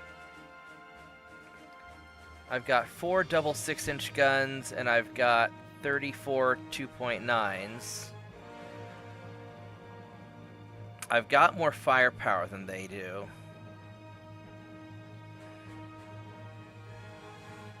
They're faster than me. I don't like that, but we're gonna try it.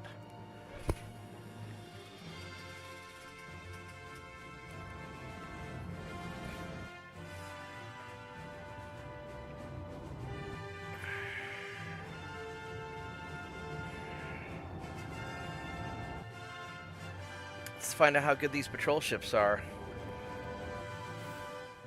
Hopefully these guys aren't all cadets. Oh, you know what else I want? I want another cup of tea. I'll be right back.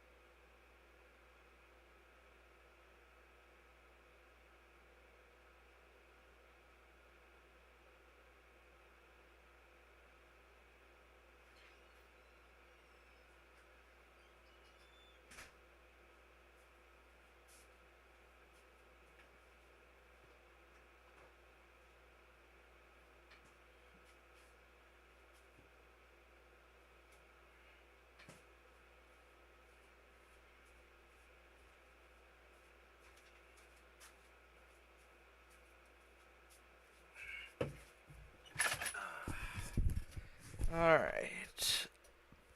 I'm back. One of the other things I've come to realize, oh, these odds aren't as good for me as I thought they would be. I probably ought to actually run away from this now that I think about it.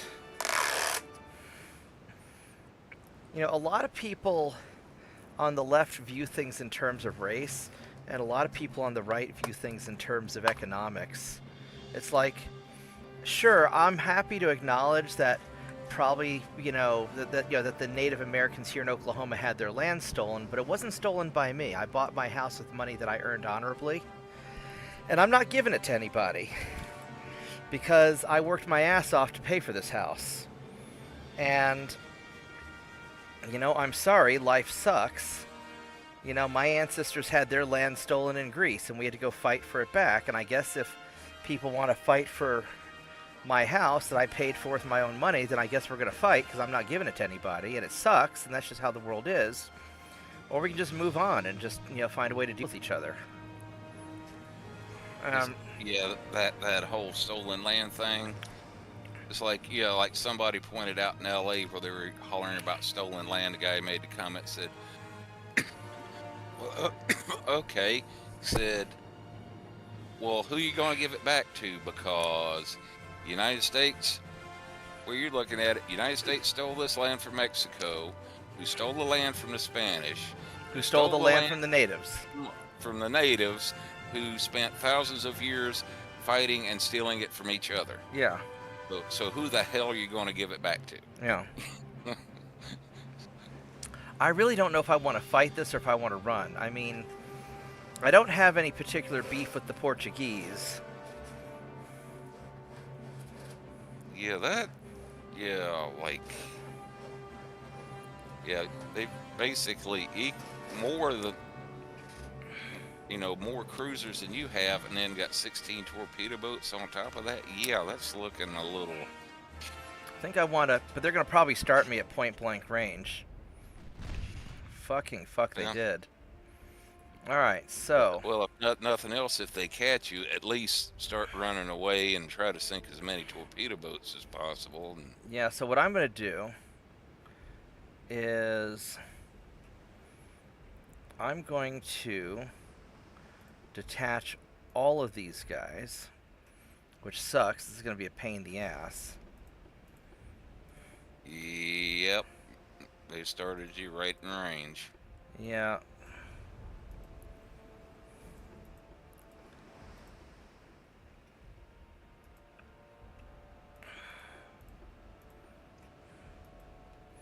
But I'm sure this is the distance where we first encountered each other. So I'm going to have all of my ships retreat individually. That way they all turn around immediately.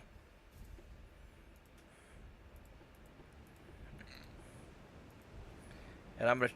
Now the problem is all of their ships are a little bit faster than mine. But I've got a deep draft. And the waves are smooth sea waves. So I may end up having a slight speed advantage over everybody except for the torpedo boats. I really don't want to micromanage this many ships, but if I form a normal firing line, I'm going to get swarmed, and I really don't want to be in a committed battle.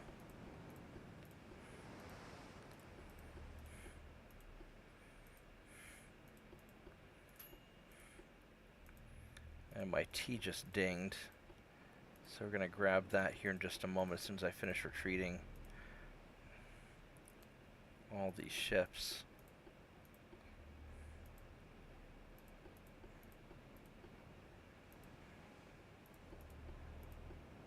Alright, give me 1 minute and I'll be right back. It's fucking these tiny... Get the fuck off my food, you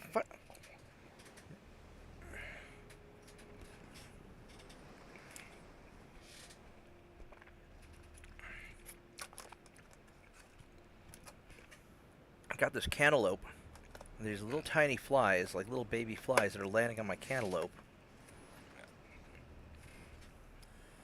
Well, I thought for a minute Tiny Dog was trying for a 5-finger discount. Oh there. no, she's always trying for a 5-finger discount. But fortunately, she's tiny and can't get on my desk.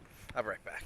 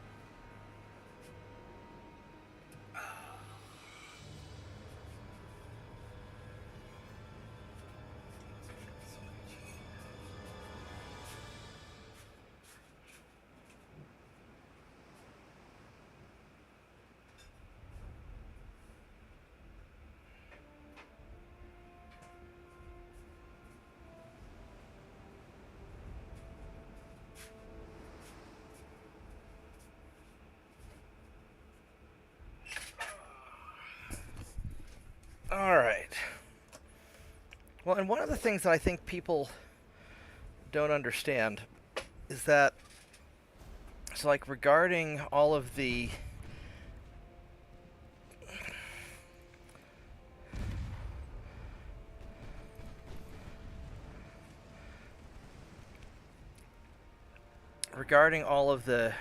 racism and immigration stuff, whenever you bring in swarms of people who are competing for jobs and not assimilating, beyond a certain number, it always causes racial tensions. And I'm convinced that politicians and elites did this on purpose, just to try and divide Americans and cause trouble, just to, try and make us, easier to control, because we'd be busy fighting with each other. My exact same thoughts. Because like everything that our government does, that whether it's the Democrats or the Republicans, is all designed to make their donors rich, make the elites rich, and make the normal people pissed off at each other, so we don't stand up against them. Yeah, keep us busy fighting each other so we don't notice the bullshit they're pulling up in Washington. Right, exactly.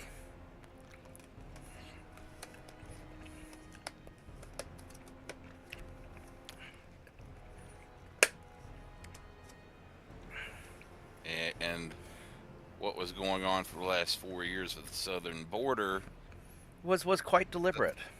Yeah, quite deliberate, and you couldn't even call that immigration. That was like mass migration. Well, they were flying migrants from all over the world into small towns, creating ethnic enclaves in small towns, really disrupting local economies. I mean, here in Norman, Oklahoma, we're not that small. We've got 100,000 people, but over the course of 4 years, we went from being a pretty chill town where we had fantastic services for mental health and drugs, and fantastic homeless shelters and all that stuff, to suddenly being massively overwhelmed to where now we have tent cities, and we have naked crackheads and all kinds of shit just over the course of a few years.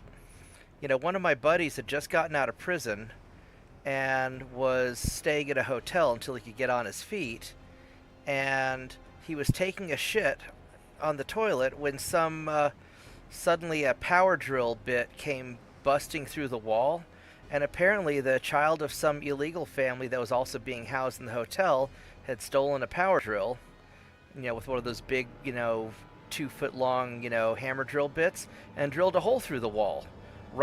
Came out right next to his head while he's trying to take a shit. And he called me, he's like, "Mark, you better get me out of here before I commit a hate crime." And, you just can't because the small towns don't have the means to handle that kind of population increase, and it's very disruptive to the local services, to the local economy, and and of course residents are going to get pissed off. All right, you guys are all spreading the fuck out, and I don't like that.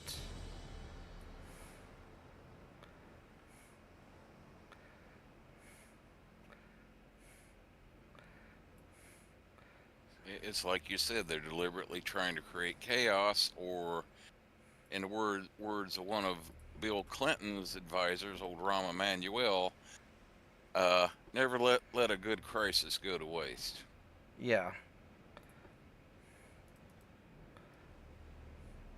And these guys just spread the fuck out way too much. I must be going a little bit faster than them because they're not able to really keep up with me. Torpedo boats are sticking with the cruisers. I think so. And I think I've got a deeper draft than the cruisers do.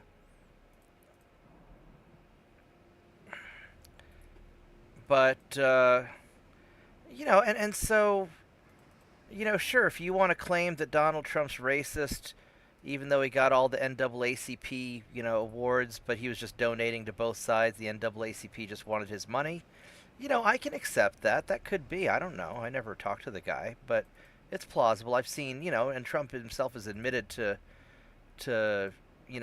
giving to both sides for benefits to his business. I mean, I know as a business owner here in Oklahoma, I'm nice to the Democrats and the Republicans. I'm officially registered as a Republican because the Democrat primaries don't matter in Oklahoma. And I want to try and keep the crazy assholes out of office on the Republican side. But, but I support I'll support candidates from both sides. I supported my buddy for mayor, and I don't know what party he's from. He's just a good, genuine, honest dude. But, if we assume that Trump's the biggest fascist, racist asshole in the world, if you're from some small town and you're getting overwhelmed by illegals that are stealing your jobs and wrecking your economy and the drug cartels are running rampant, of course you're going to vote for the racist, fascist guy. Because fuck all these people coming in. It's the same thing that happened, it's the same thing that happened in Weimar, Germany, when you had all the fighting in the streets, people voted for Hitler because they were sick of the communists. Yeah. Who overstepped their grounds, right? Yeah, and if you look at it, for decades, everybody loved Trump when he was just the real estate guy, real estate billionaire that was part of the donor class that would contribute money to their campaigns or fund some of their pet projects. And nice, but as soon as he mentioned he was running for president and started making noises like he was going to upset the status quo, of course the knives came out. Yeah, the knives came out, and they basically decided he was a class traitor to the ruling elites, and that's when they started going after him. Well, but even if we imagine that the worst things they say about Trump is true, I know an awful lot of black and brown hillbillies who voted for Trump because they were pissed off about all the illegals coming in under Biden. Yep. And a few illegals, coming into New York City, which is already a large, huge place, it's not going to make that big of a difference. But you add 10,000 people to a town with 80, 90, 100,000 people, you add 10% of the population overnight, and this population is causing trouble. Then of course people are going to get mad. They're going to vote for the bad orange man. And I don't blame the people who voted for the dumb senile guy either. I can understand that they, hated the bad orange man and they thought that the senile pedophile was the less bad option. Than the orange sex offender. I mean, sometimes you just have a bunch of shitty options, and I'm not gonna blame I'm not going to blame people for who they vote for.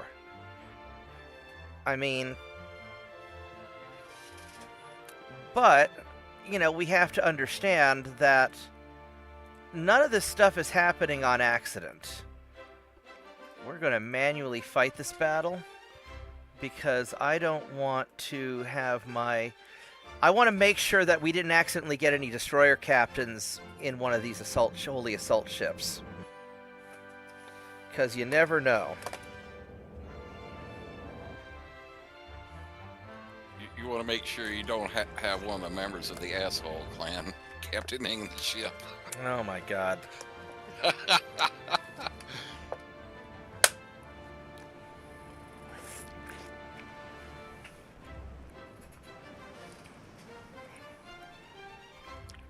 Make sure they don't have any of their relatives that are cross-eyed gunners. Yeah.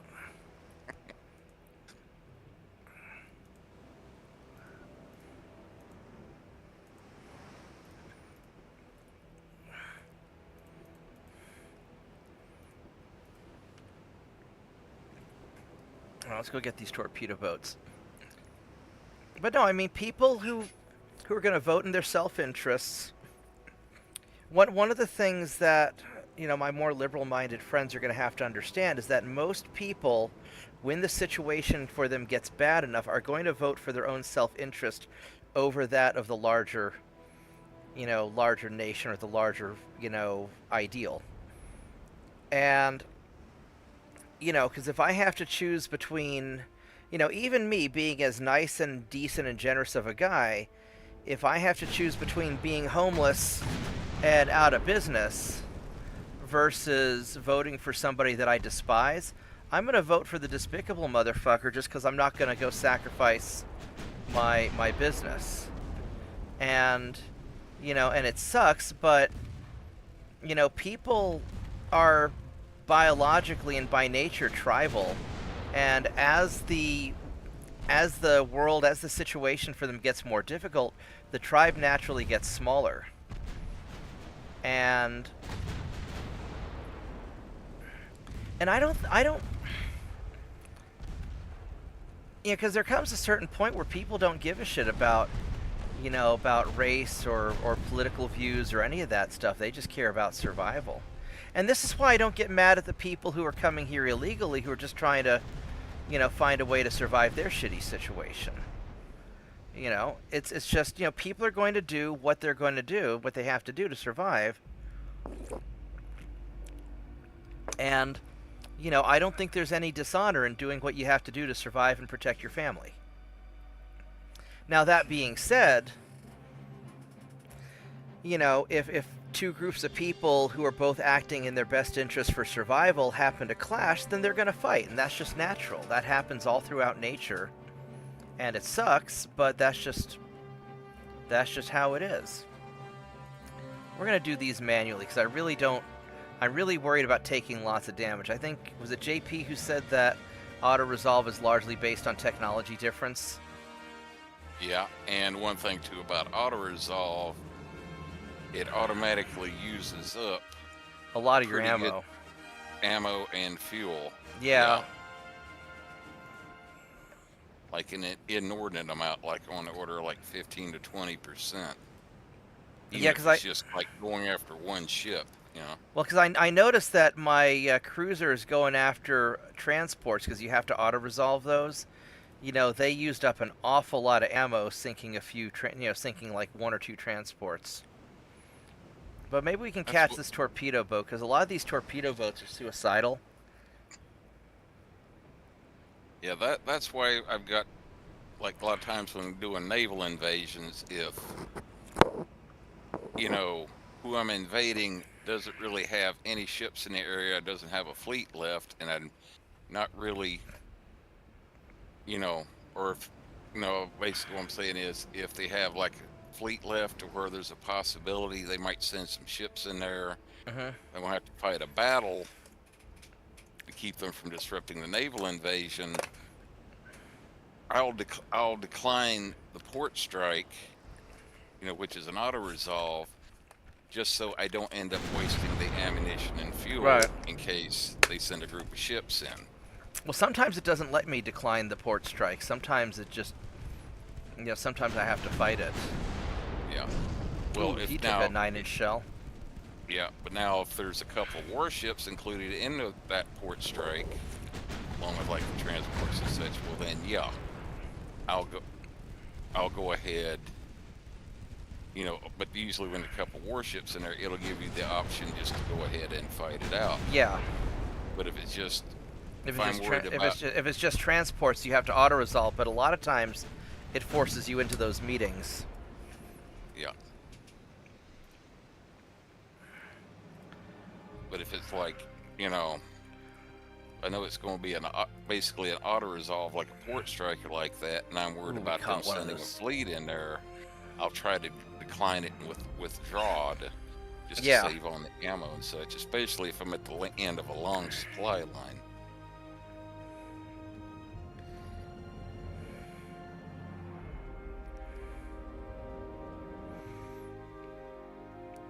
But yeah, over the years, yeah, there's more than one time when it came to voting, I've held my nose and picked what I thought was the lesser of two evils. I mean, one of the nice things about living in Oklahoma is I can always vote third party because it won't affect the political outcome. But if third party candidates get a large enough vote count, then they start getting some federal funding or stuff like that. So there's some benefit. But the reality is that most of the time when we have candidates given to us, in the two-party candidates, the corrupt donors will donate to the corrupt Democrat, to the corrupt Republican, to make sure they win their primaries, and then that way whoever wins the general election is their bought and paid for dude. Yeah. And that's just Yeah, that's a lot of times that's the problem with only having two parties. The way I've heard one gent put it one time is with the two-party system, you don't have to convince people that you're better than the other guy. All you have to do is convince them that the other guy is a bigger asshole than you are. right. But when it comes to the larger, or to multi-party systems like what they have in Europe, they still find ways to rig the system to where you end up getting a bunch of assholes. So I don't think that makes as big of a difference as you might think. What kind of ship is this? That's a really dumb-looking light cruiser. It's got a lot of armor on it, though. It's got a big nose gun. Yeah, I mean, look at the messes they've had in elections, like in the UK and over in Germany lately. It's like, oh good heavens, and Canada as well. 19.9 knots.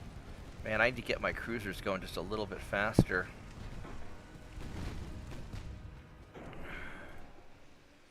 But yeah, there's like, a few times when people have been like,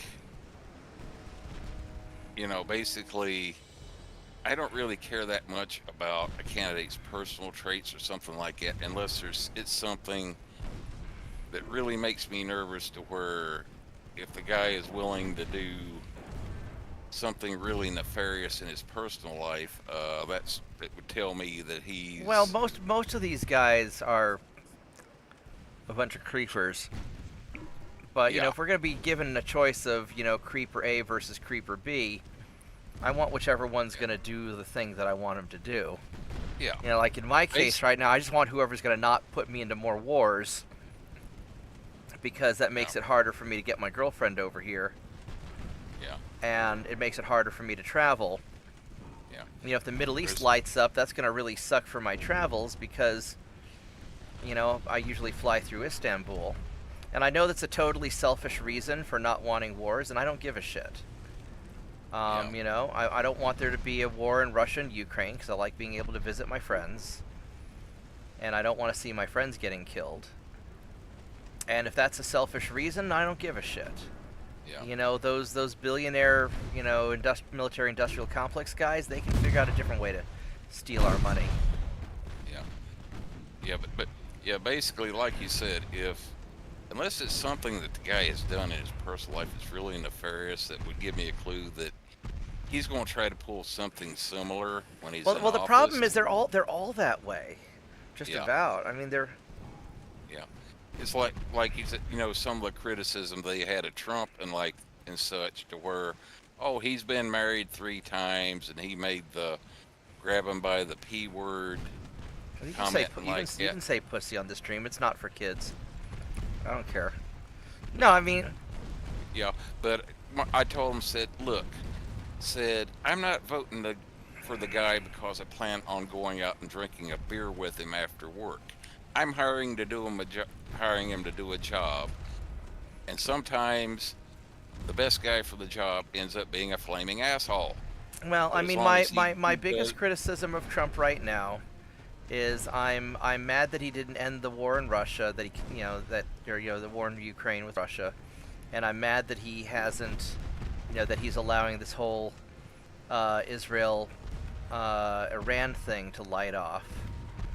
I don't really care about Israel and the Palestinians fighting. They've been fighting for a long time, and if they wipe each other off the map, that's not really my problem. And I know it's an awful thing to say, and I mean, nobody in the Middle East cares what happens between those two groups. I mean, not nobody, but a lot of people. Everybody I've talked to from the Middle East they don't really care if those two groups wipe each other out. Yeah, And if they don't care, then why should I care, And so I'm mad that, I didn't expect Trump to shrink the government because I knew that all the corrupt Democrats and Republicans wouldn't let him. But, when it comes to the foreign policy stuff, I was kind of expecting Trump to not, to put an end to these wars. And, it looks like they've got him by the balls, which wouldn't surprise me. Alright, we can conquest both of these. We are sitting pretty on both of these. Alright. And then once we finish getting rid of the Portugal people, then that'll solve a lot of... Britain's down to 1%. Jesus. Let's improve relations, because I really don't want to fight you yet. We've got a lot of people in for repairs. There are a lot of repairing going on, which I may not be able to stop.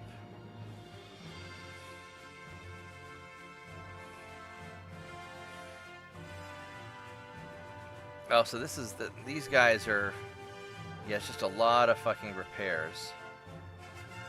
A lot of holy assault ships getting repaired, and how many tons do we have to suspend?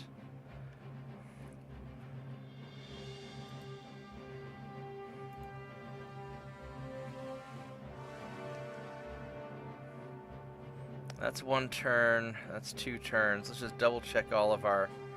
These are going well. That's going well, that's 1 more turn.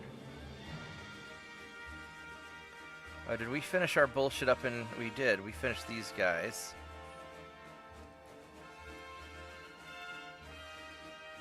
Let's have you guys go over here.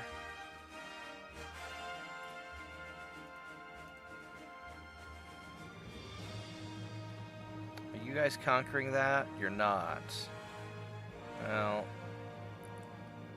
And that's going to get screwed up also. So I guess we'll worry about that later. But France doesn't have any... Oh, France lost their allies, and that's why we're not able to go and take those anymore. I see now. Okay. Yeah, because they ditched France. Like, screw these losers. Oh, good on them. Yeah, alright, so... Well, it kind of sucks that he can't take the territory, but... Well, that's okay. Just means that I can send these guys home to go kick the crap out of this guy. Because you guys are in pretty good shape. So you're going to go here. Boop. And then these guys are in perfect shape, so you guys are going to go... back on that side. And then these guys here, a lot of you guys are repairing. If we were to try and take you guys out of port, I only have 4 ships that can get out there, which... that might actually not be such a bad fight. 4 of my ships against 4 of their heavies, 1 light, and 5 torpedo boats. That's going to be...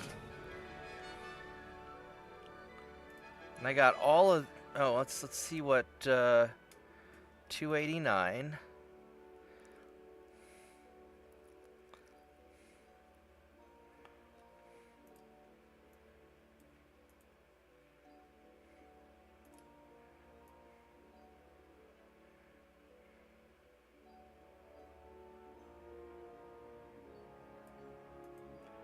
Alright, so if I were to send you guys out to get him, I only send 2. Now, I don't know if I can get... I don't think 2 battleships is going to be enough. I also need to go and fix some of my repairs, otherwise I'm going to... I need to drop, wow, I've got to drop 120,000 tons, roughly, of ships that I'm repairing.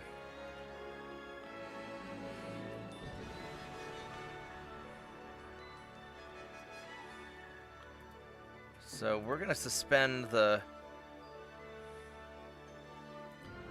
more badly damaged guys.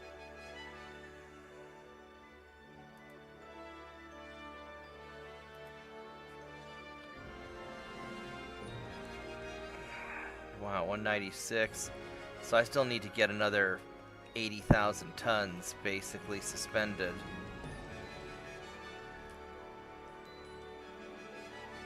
Because I'm not building, because all my guys that I'm building are suspended, right? Yeah, these guys are all suspended.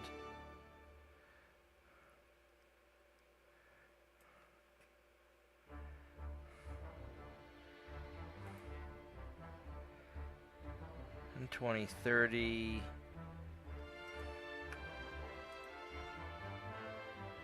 If I were to suspend all that.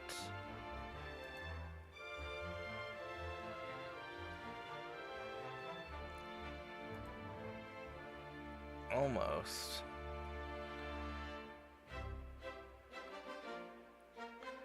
Well, these guys are all one-turn repairs.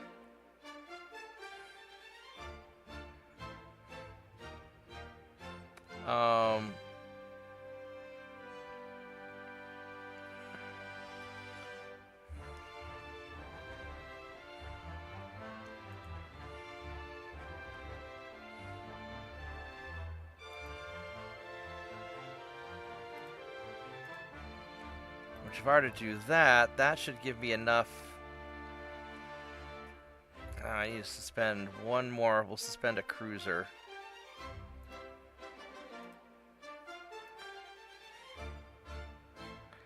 And that saves a chunk of money. And we'll have to drop this down. There we go. So this is going to be very problematic. But I need to send some ships out to get these guys. So I am going to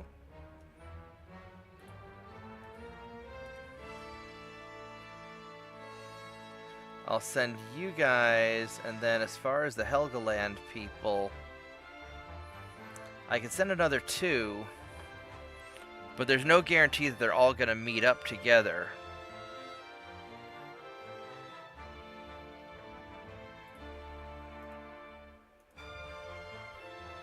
But we'll try it. Alright, so down here in Africa, we've got light cruiser. There's a...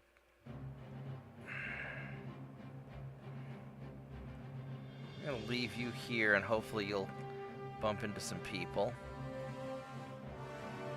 That's a fucking battleship. He's going after... Are the Brits and Spanish at war? No, they're allied. Man, I don't know if I really want to fight a battleship. I just don't know about that.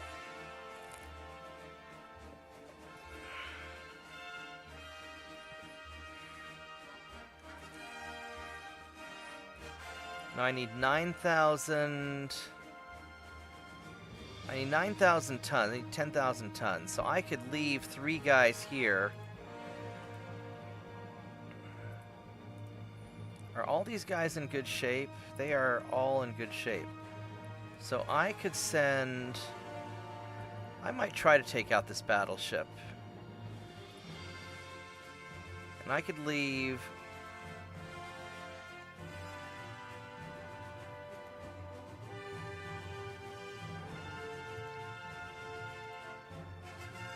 I'm gonna leave 3 guys that are cadets behind, and maybe I can go take him out.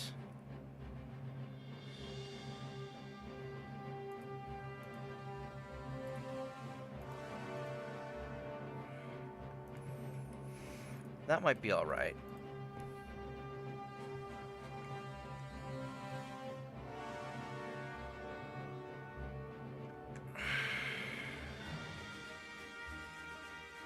Where's this torpedo boat that's in here somewhere? I don't see him.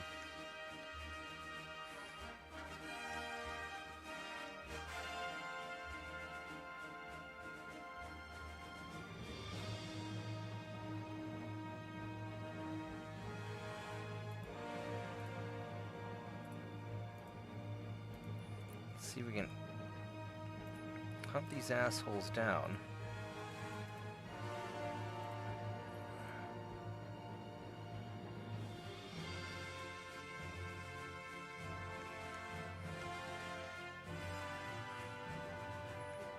I don't see this torpedo boat anywhere.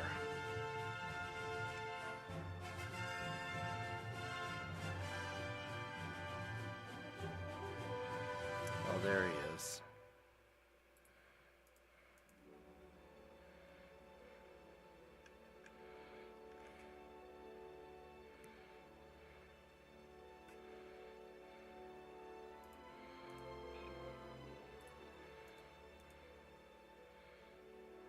Okay, maybe we can run to that. And as far as my turn to go grab myself something to drink here. right on. Oh, I've got some of these torpedo boats ready.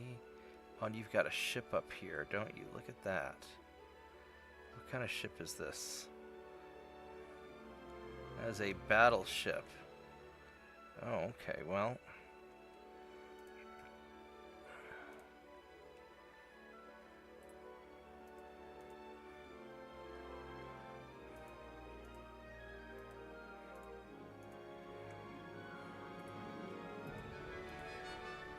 See if we can catch that guy. I want to see what he's got. And then as far as these guys over here,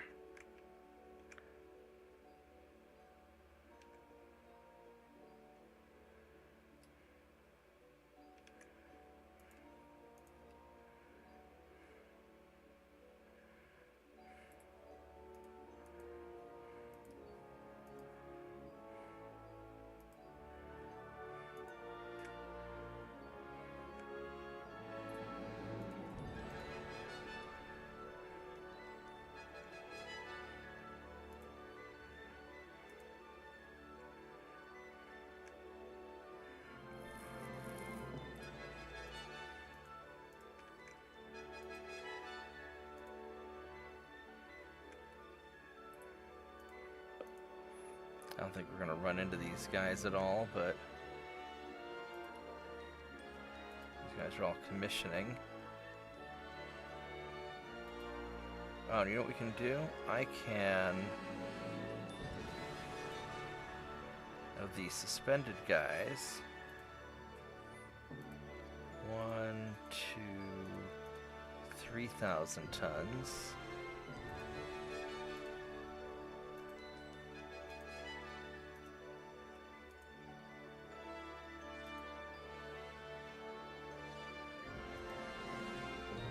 over yet? Nope. Perfect. Alright. Alright, here we go. Let's go hit the next turn and maybe we'll be alright.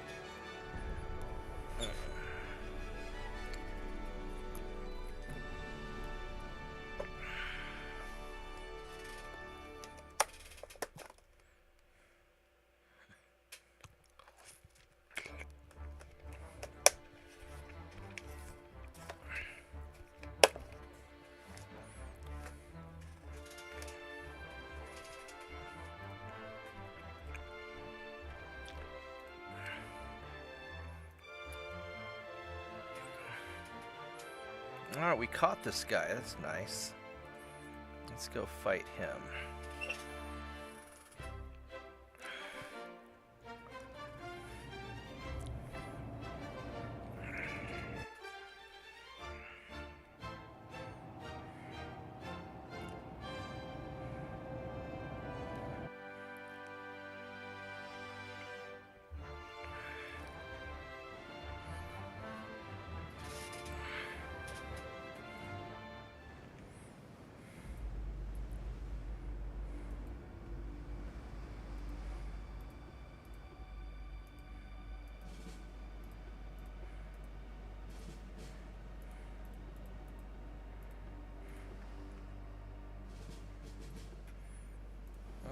Okay, here we go.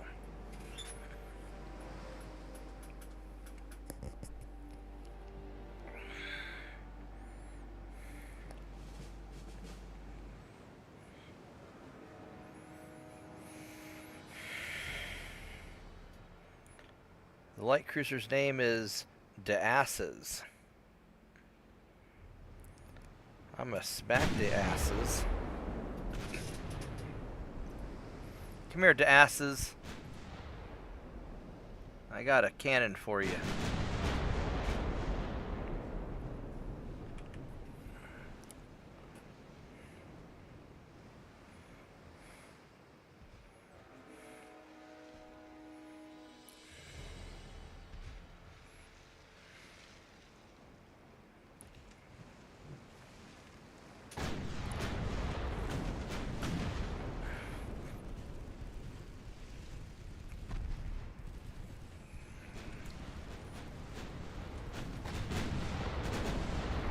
Boom! That's a nice hit.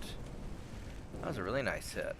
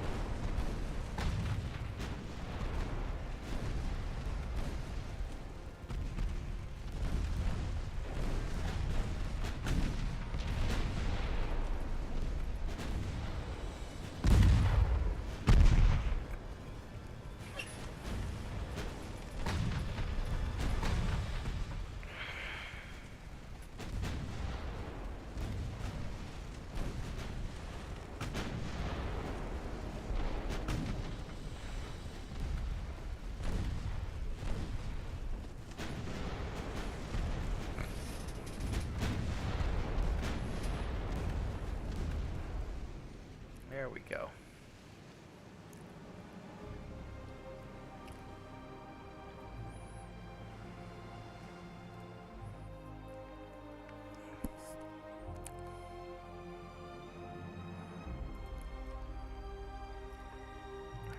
Yeah, this is not the... I wanted you to engage with the other guys.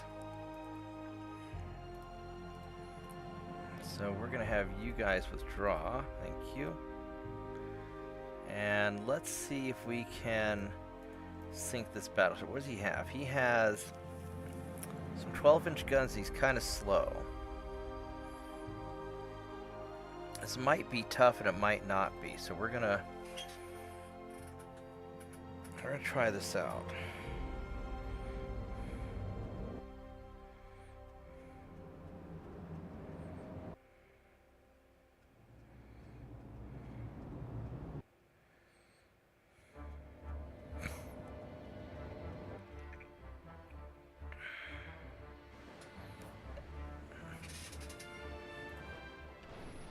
Oh, the weather is kind of crappy. But this may not actually be bad, now that I think about it.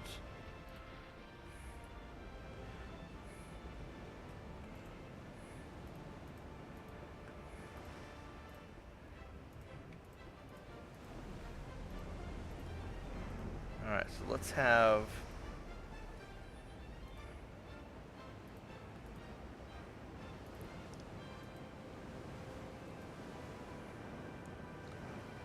Actually, we'll have these guys be normal distance.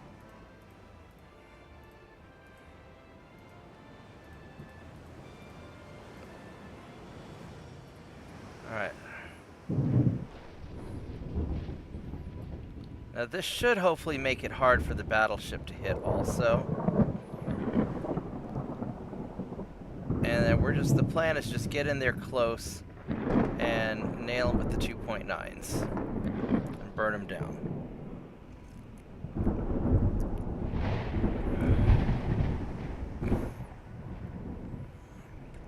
So hopefully this will allow us to get in there.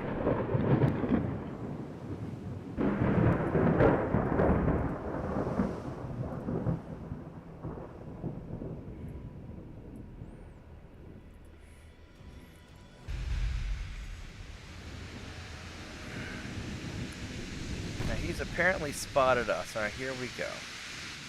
Now you have pretty decent armor.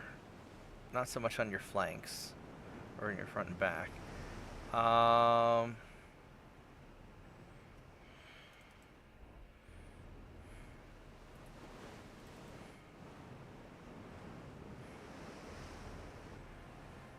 Does this guy have torpedoes? He does not.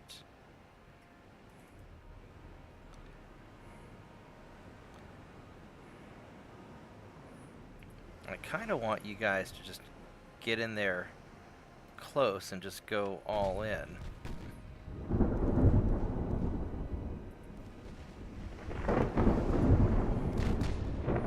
Actually, I'm going to leave you guys screening now that I think about it, because I don't want to have to deal with it too much. Mitchell, you still gone, or are you back yet? Oh yeah, I've been back for a while there. You just were awfully quiet, so I wasn't sure.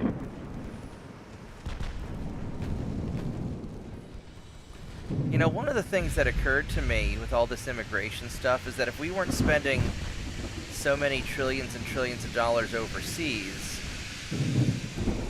and if we weren't going into massive debt, I think a lot of people would be more generous towards immigrants and migrants. But when we're already underwater and we're overcommitted around the world in a bunch of conflicts that don't concern us,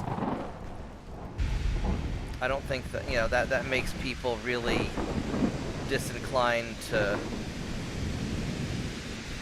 want to get involved with all the people trying to come in.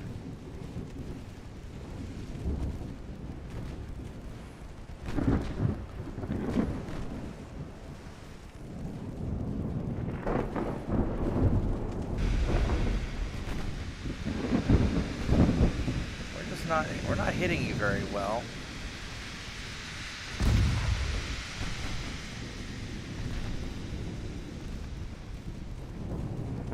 He's having trouble hitting us. And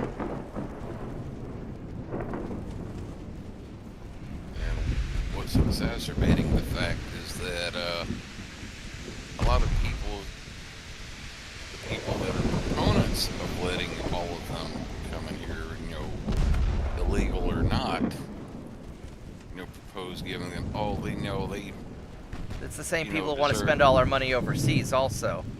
Yeah, and they also want to give all the people that came in, even if they're illegal, oh yeah, they deserve free health care, and they deserve, Medicaid, and we need to give them money like it, where regular people are, it's either root hog or die. Either go out and fight. Well, and one of the things I was telling somebody at the barbecue tonight, You know, it's not a good idea for us to blow up countries overseas and then let in millions of people from that country we just got through blowing up, because those people aren't going to like us very much. And if we weren't blowing up all these countries overseas, we wouldn't have to take in so many refugees. If we just quit blowing up their countries.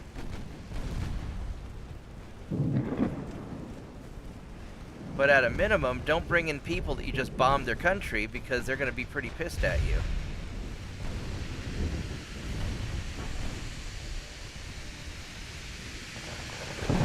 Not, I mean, I guess we're slowly making some progress.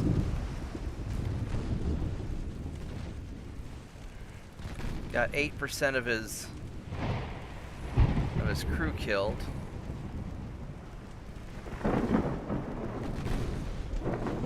Oh, there we go. We got a couple of good hits.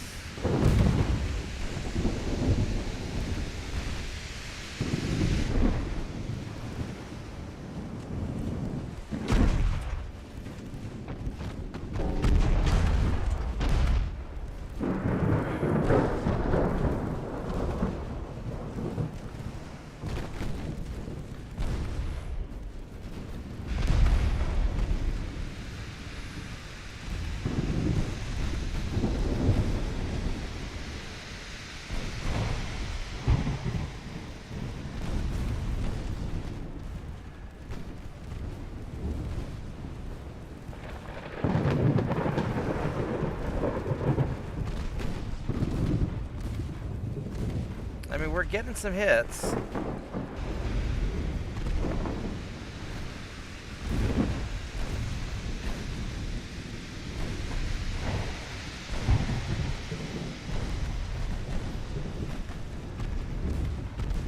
Man, that... if one of those 12-inch shells hits me, that's gonna suck. What's your damage and stability? 10%.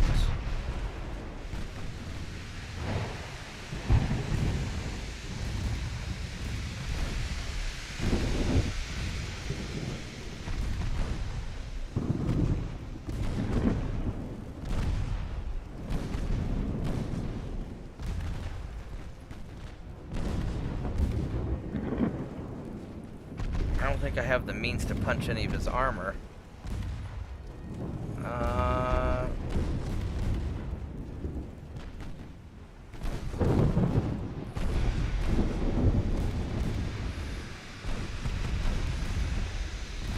Maybe his conning tower. Let's go armor piercing on these and see if we can.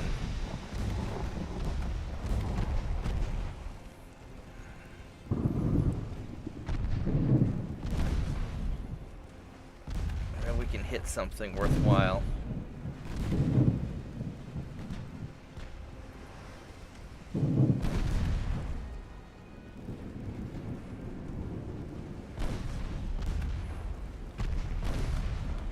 I mean, we're getting there.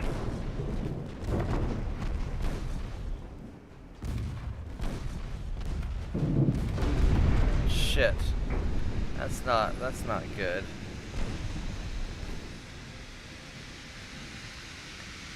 Alright, well, you are going to start falling back, and you're going to take over.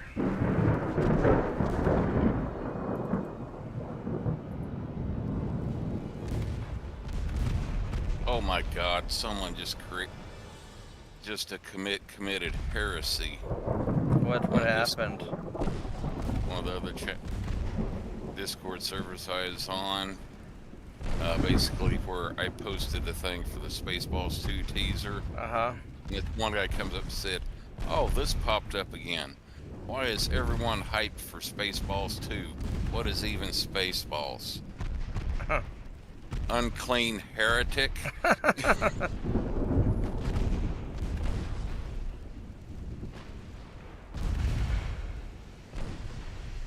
Or, you know, where's the commandant from Warhammer 40k? Did someone mention say heresy?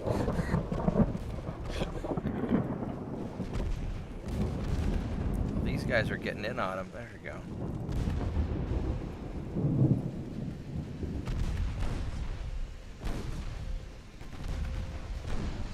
Whereas one of the chiefs I worked with in the Navy one time, he was a really good guy with a great sense of humor. Me and him got along pretty good. And one day, talking about something or whatever, and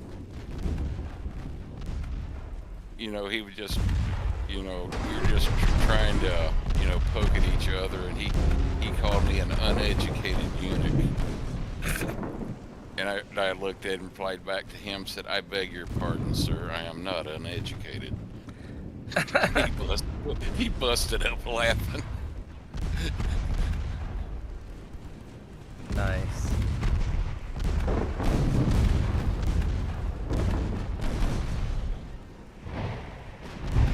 Well, he's burning down.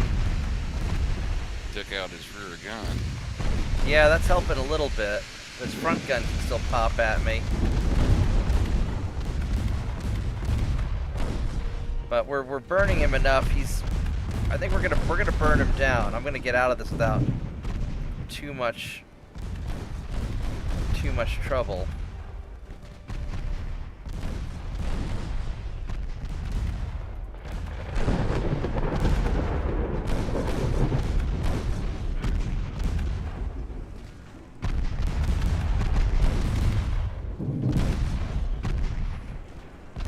Starting to have a lot of trouble.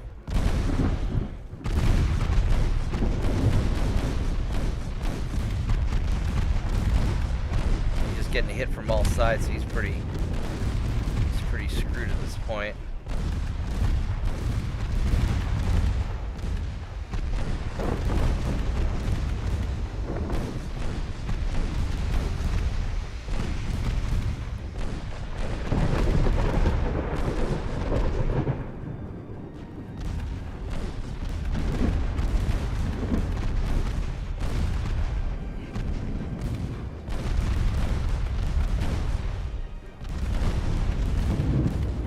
%70 casualties almost.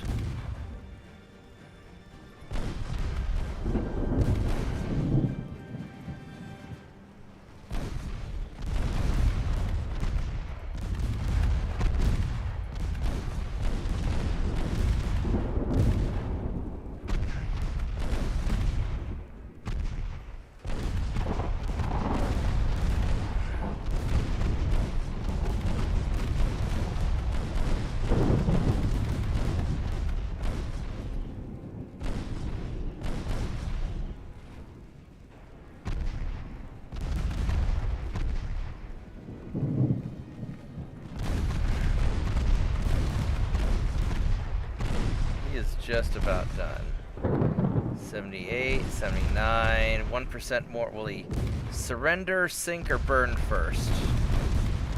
He's gonna surrender first, actually. There, he surrendered. Alright. Well, that took care of that. I only lost 14 guys. That was actually pretty impressive.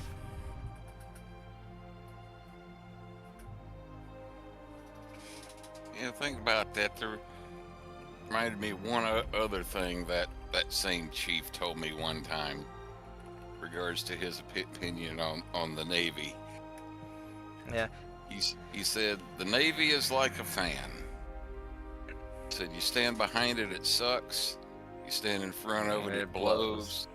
You stand beside it, it doesn't do a damn thing for you. Yeah. Yeah, just remember with all the South American and Central American refugees, we caused a lot of trouble in those countries back in the 80s and 90s when we were fighting communism and drug wars and all that. So we've caused a lot of trouble down there. A lot of those people aren't too happy with us either. Oh yeah, our some of our three-letter agencies have been causing a lot of problems, ever since the end of World War II. Well, we really don't like Portugal, do we? All right, I guess we'll invade this. Because I'm old enough to remember the Occupy Cape Verde. I don't know where that is, but I guess we're gonna. Oh, okay. Yeah, we'll take that over. I don't mind. Yeah. 6,000 tons, sure. Yeah. Where Congress actually did an investigation into what the CIA had been pulling, like in 1975, like the Senator Church Committee hearings. Yeah, and it was a lot of bad stuff, if I recall. Oh, yes. They were being naughty. And that was the last time anybody looked into what they were doing. And from all indications, they never ceased doing a lot of the nasty stuff they were doing. Of course, because why would they stop doing bad things? Where is... Oh, so we need to...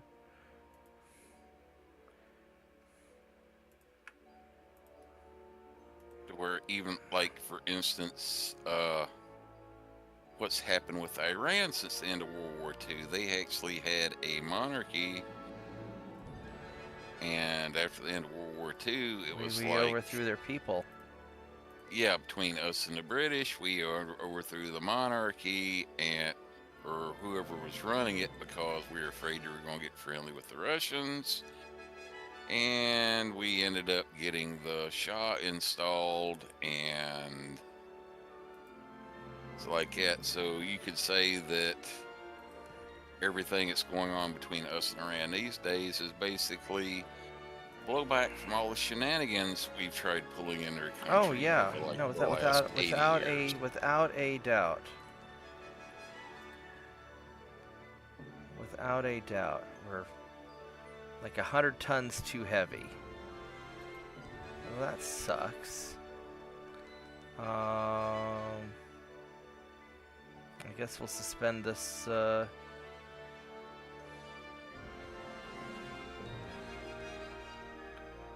We'll suspend this patrol boat just to get all these holy assault ships finished,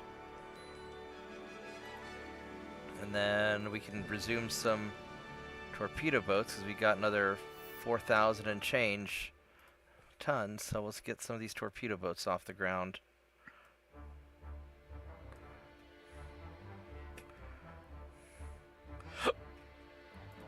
One, 2, 3, 4,000.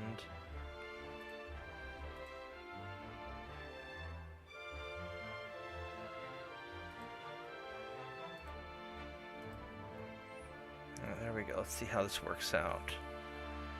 Perfect.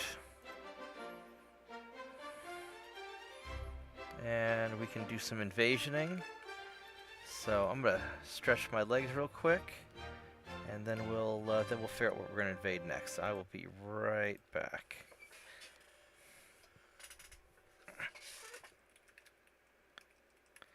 Hey J-Man, thanks for hanging out. I'll catch you a little bit later. I'll probably play a little bit longer. I'm not quite ready to take a nap yet. I'll be right back.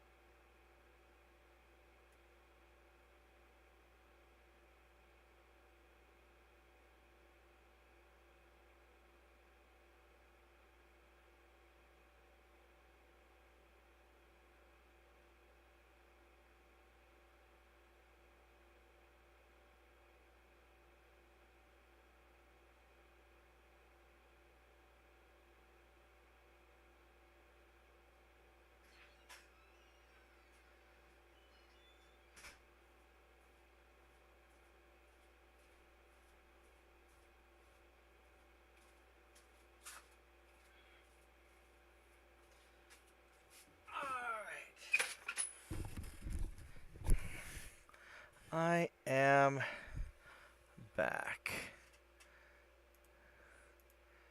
Now let's see how we're doing here. We're actually doing pretty good. France getting their butt kicked.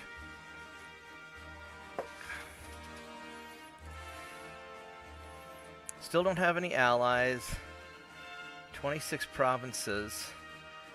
I don't know what I want to invade next. I'll probably keep working on Africa over here. Got these guys are going really well down there.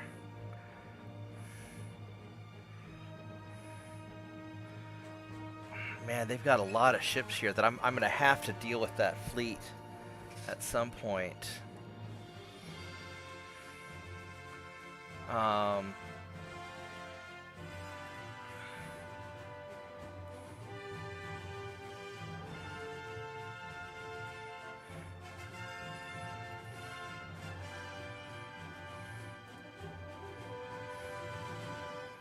I'll eventually get Battleship 3. That'll be my next battleship.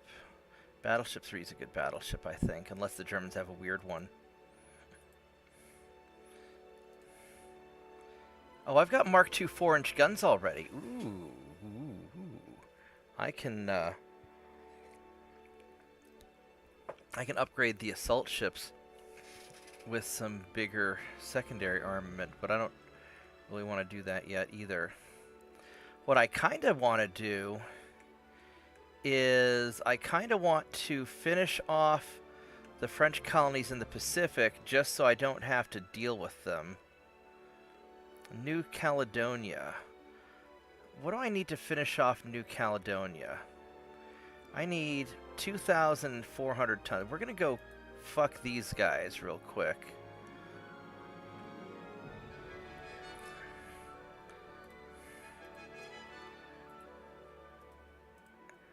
And that should just take care of that problem.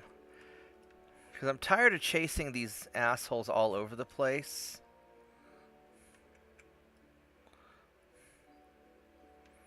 I really don't want to be chasing these guys around so much.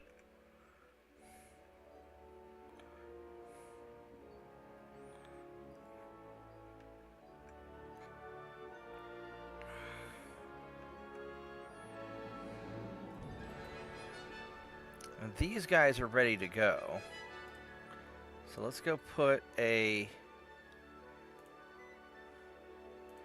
torpedo boat there.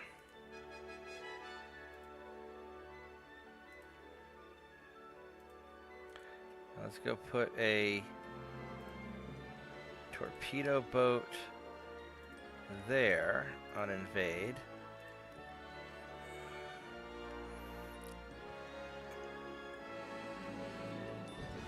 I could chase these guys out.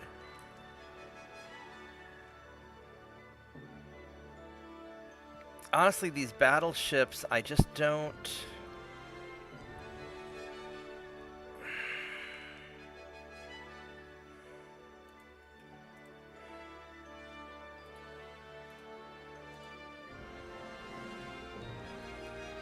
These guys aren't really making any friends over here. And they're not catching up either.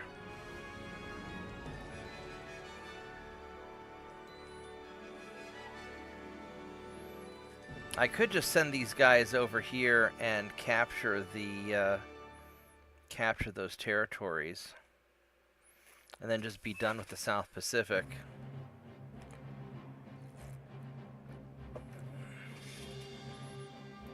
Where else do I need to worry about? I'm not really worried about the Mexicans right now. Nobody has any allies.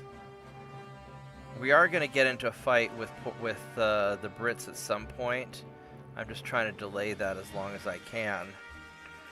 My transport capacity is doing surprisingly well. I've been really impressed with how much I haven't been getting my transport sunk. So...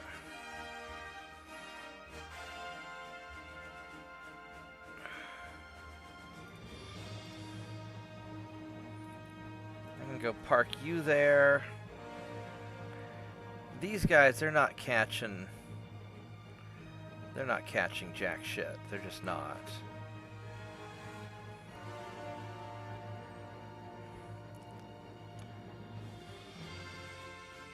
I think chasing these guys around is probably a bad idea.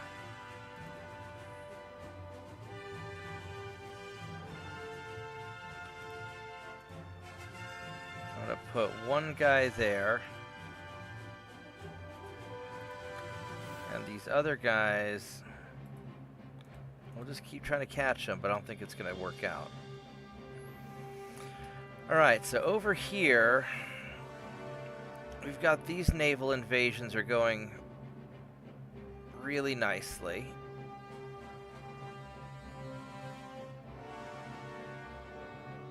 I thought I split you guys up.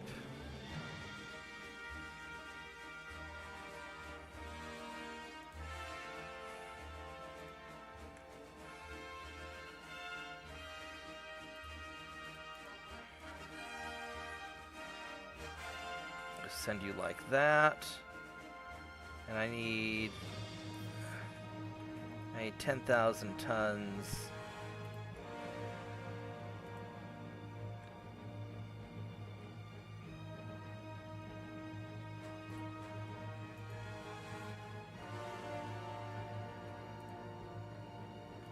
Leave 3 cadets, and I'll send the rest of the guys just to try and catch them.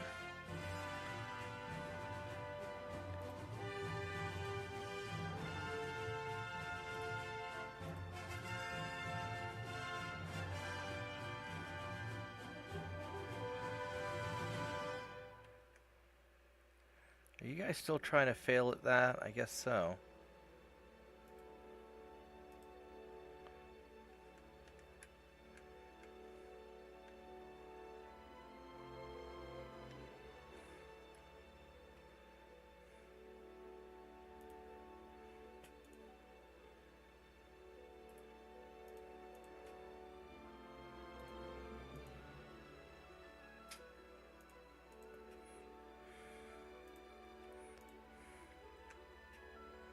And you're going to try and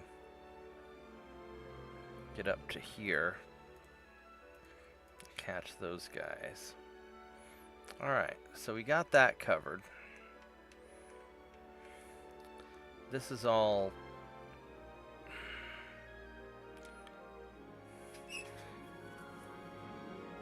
I could try to get Portugal.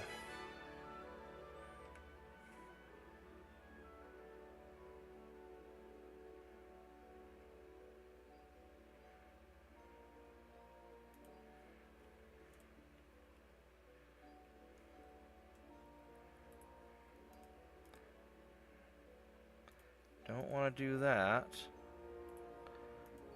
I got those 4.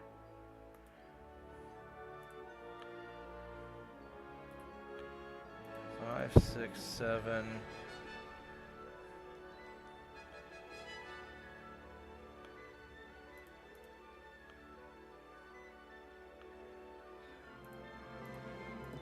Let's just go. Send you guys out.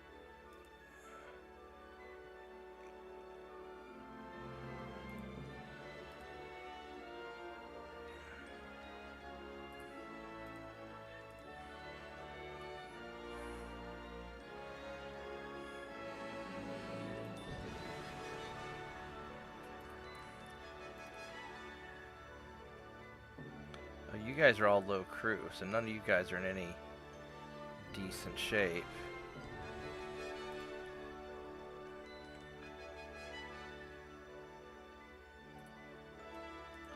Let's have you guys join them.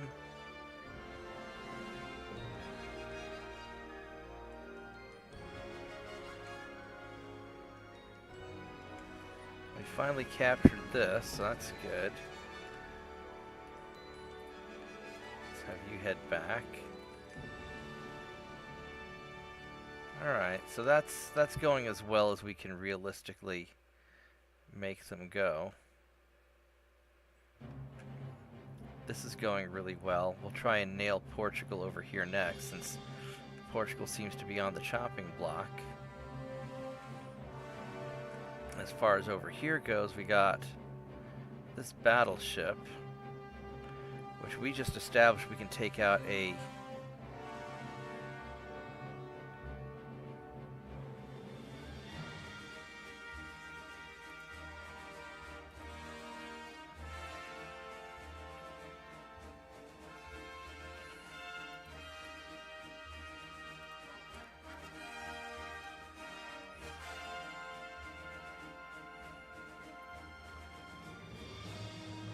This battleship's trying to flee is the problem.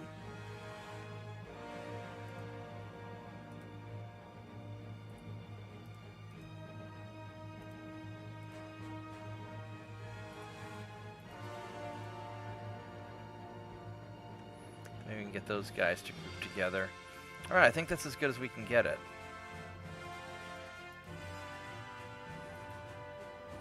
So that's solid. Finances are solid. Alright, here we go.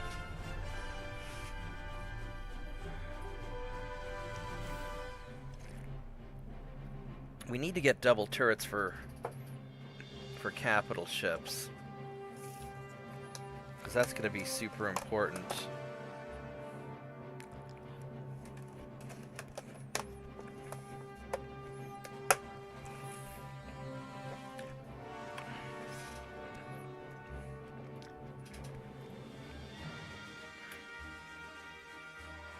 That is a big damn fleet that I don't want to fight. So we're going to withdraw. Nope. Guess we're going to run away the old-fashioned way.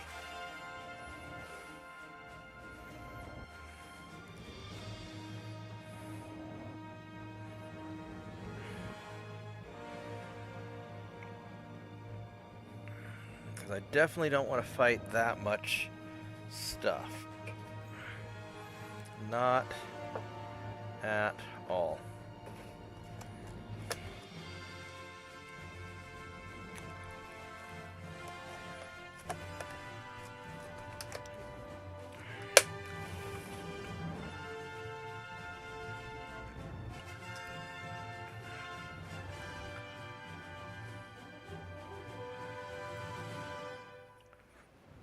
All right, so here we...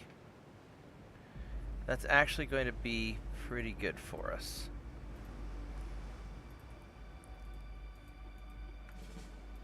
Okay, so...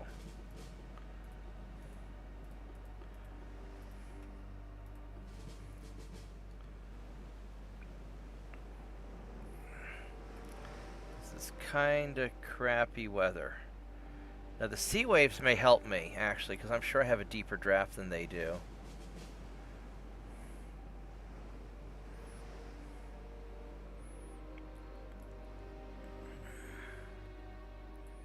So,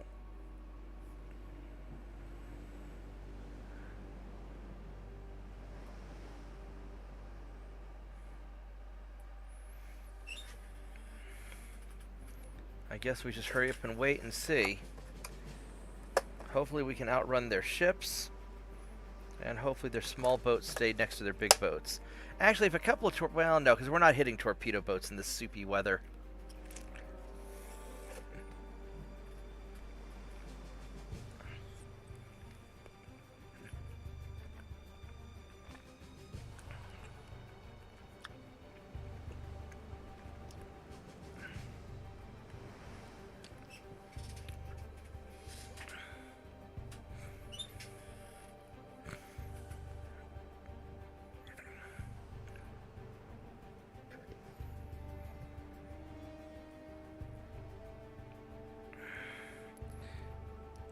$15 more minutes to get away.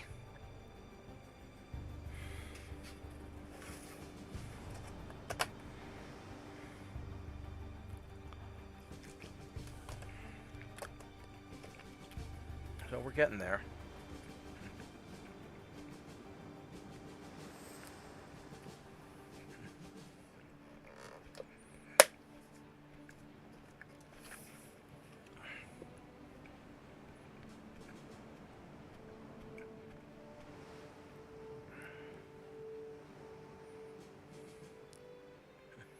9 more minutes.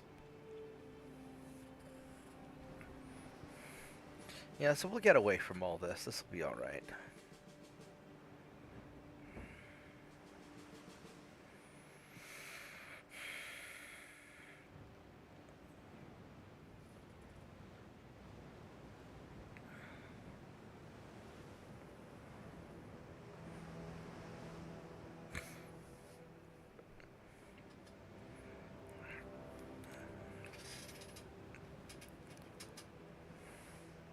Three more minutes.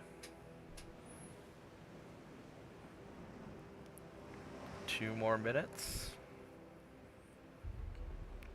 1 minute. Ha ha ha ha. There we go. Good job. They got away. 20 cruisers. Egads.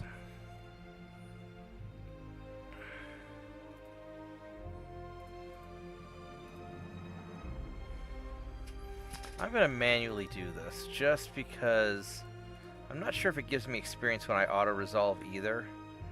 And I want to not take any chances.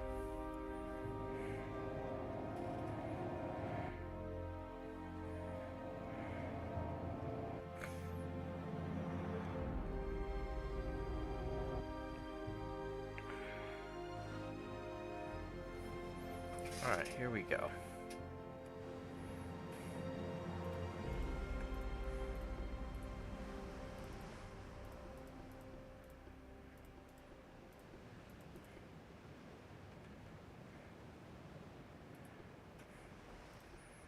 Alright, so let's try and catch this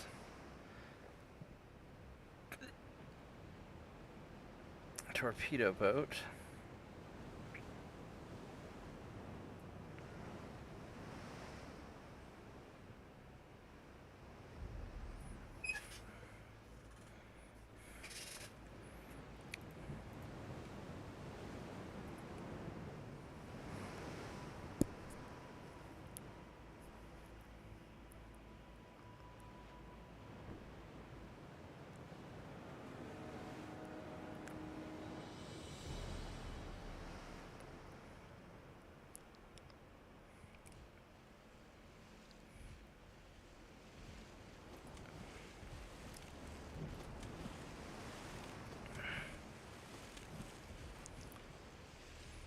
Hopefully this guy will come close enough. There we go.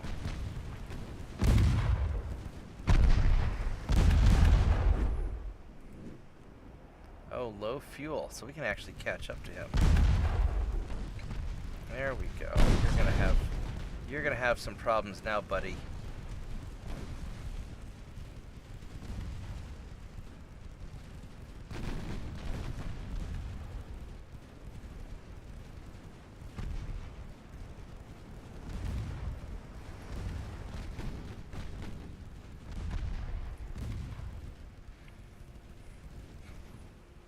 Alright, there we go.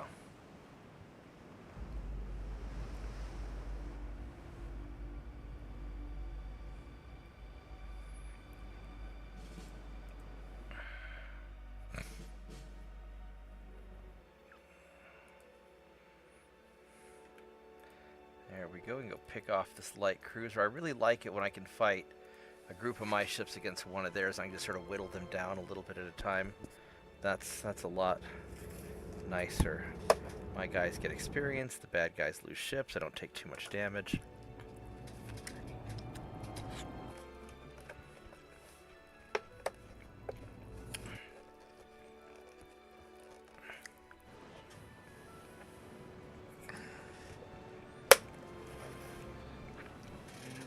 Thinking I might have to go ahead and call an end to it here. All of a sudden it feels like just hit a brick wall and I can barely keep my eyes open now. Yeah, I'm going to be probably going to bed here before too long also, because it's about 5 in the morning. I'm going to take a nap for a little bit. But I'm going to at least finish out the turn. Well, thanks for hanging out with me. JP's been awfully quiet. I wonder if he's fallen asleep on me too. Well, you have a good one, and we'll talk with you later there. All right. Well, thanks for hanging out. Stay away from all the bad stuff that's going to happen today. Hopefully everything stays chill. Yeah, this is going to be a day to stay close to home. Yeah. I mean, I'm going to have to go into my office and make sure that everybody gets taken care of, but I'm definitely going to be staying away from any large gatherings of people. Because you know something dumb's going to happen. And I want nothing to do with any of that. Alright, light cruiser.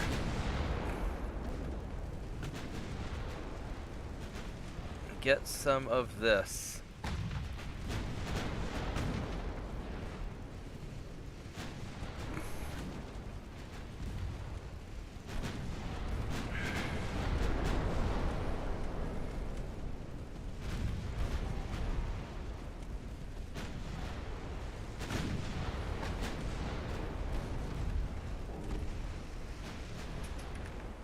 To get a couple hits with the 9-inch gun. It's good. He's slowing down now. Alright. No more torpedoes either.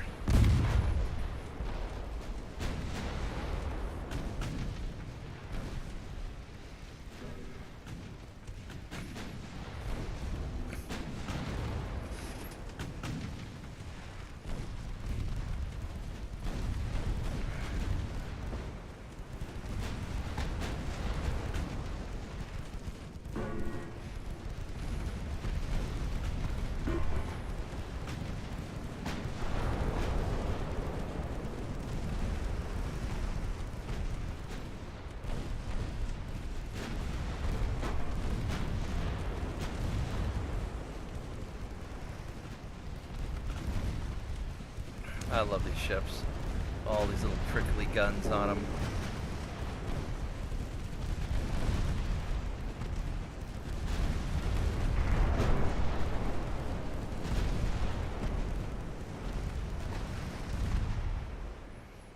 Alright, there we go. Very nice. Do we have any more friends? We do. I don't want to fight with this group. That's the problem. I want to fight with my big group of ships, not the little group of ships.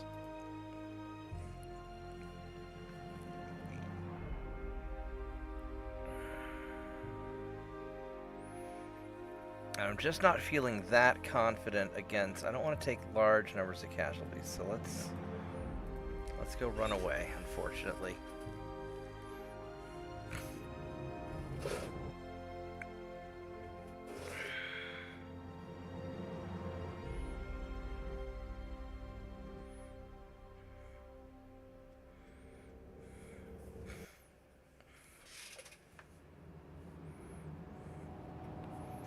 Hopefully you don't start me out too close to the bad guys. Of course you did. Of course you did.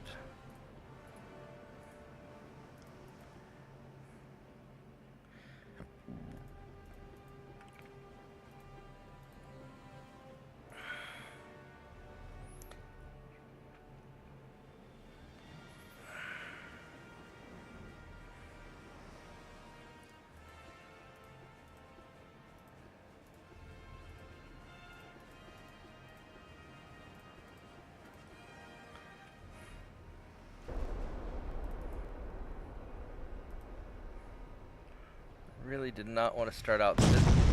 Oh, come on. First shot, really? First shot.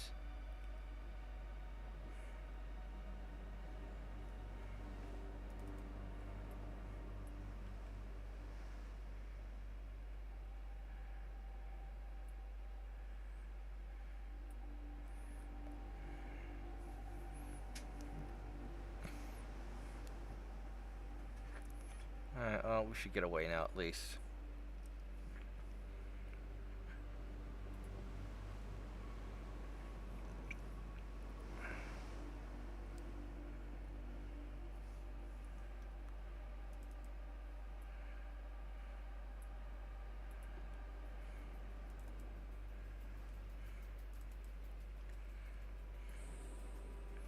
That was an unfortunate hit.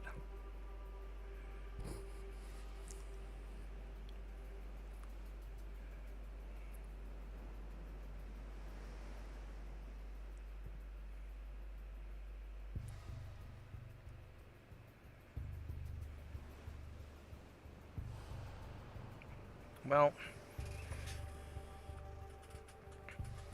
it'll take whatever it takes to get away. I think we're outrunning them. Anytime there's waves, we seem to do better because I like the deep drafts on my ships, and so I'm feeling pretty confident about that.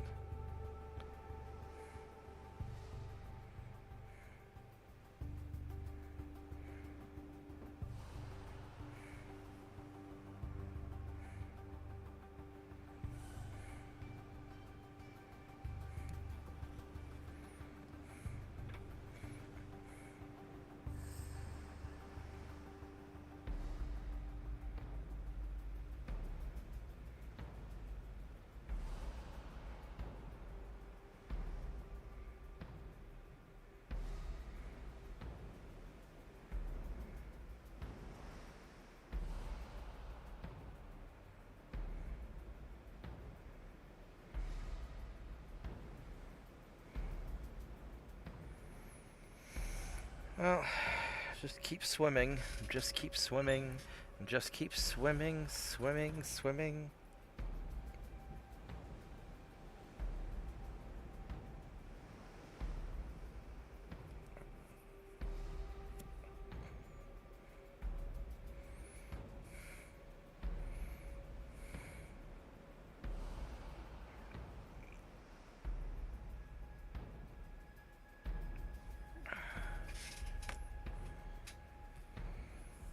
Alright, here we go. We got away. Yeah, I really want my bigger fleet to engage these guys, but if they're just kind of hanging out, and I'm killing off all their buddies in other, other places, then that's good enough.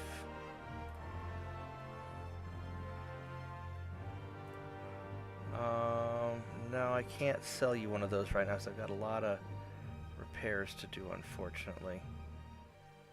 I forgot to send out other torpedo boats, actually, now that I think about it. That's okay. Well, we got Middle Congo, we got Southern... Man, we have nailed France.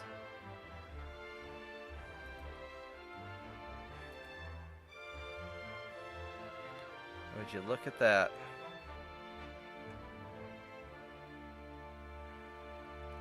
Need 2,700 tons, huh?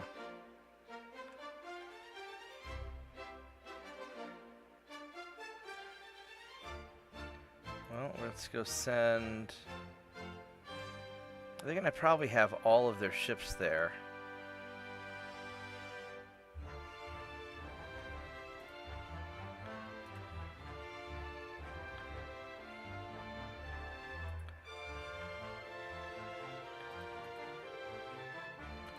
Let's see, how many... That's one light cruiser.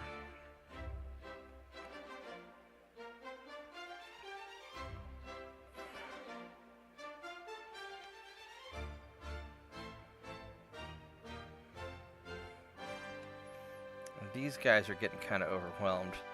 Alright, so we're going to send 2 people there. Others are going to go up that way.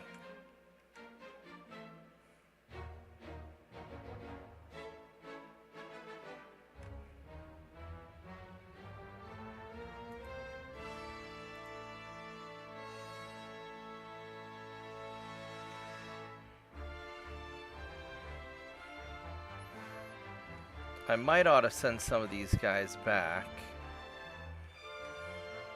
They've clearly gone into that other zone.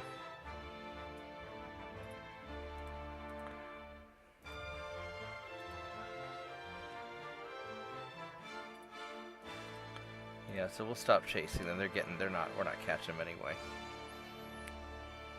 Alright, so I am going to call it a night. Let's go try and improve, even though it's going to fail.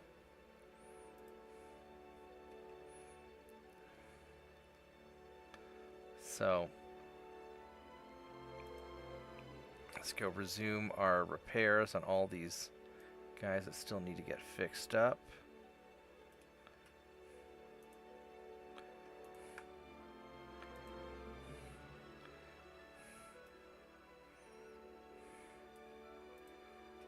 And then all of these guys.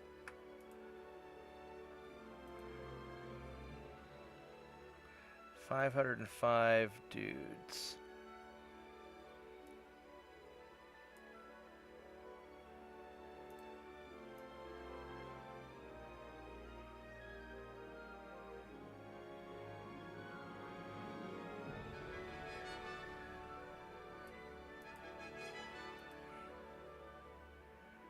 There we go. Alright, so let's go save this. I'm going to call it a night. I could go a little bit longer, but I don't want to be too tired. I've got a big day tomorrow. Or I've got a busy day later today. So, and I think we finished conquering France. Look at that. We got France pretty good. So, and our transport capacity is still in really great shape.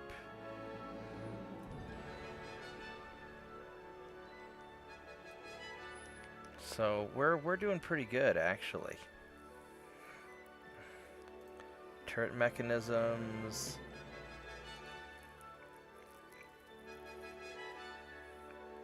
I mean, we're cruising on along. So we'll get there. Anyway, guys, thanks for watching. Hope everybody had a good time. Please like the video, subscribe to the channel. And I will see everybody hopefully later tonight for some Mech Warrior. And stay safe today. And there's no telling what crazy stuff's going to happen. You know, apparently there's going to be the 1,600 protests around the country. Just stay safe. I personally wouldn't go near large groups of people. I think there's a lot of weird stuff going on. But whatever you do, just keep your eyes open. And I will see everybody later. Thank you and goodbye.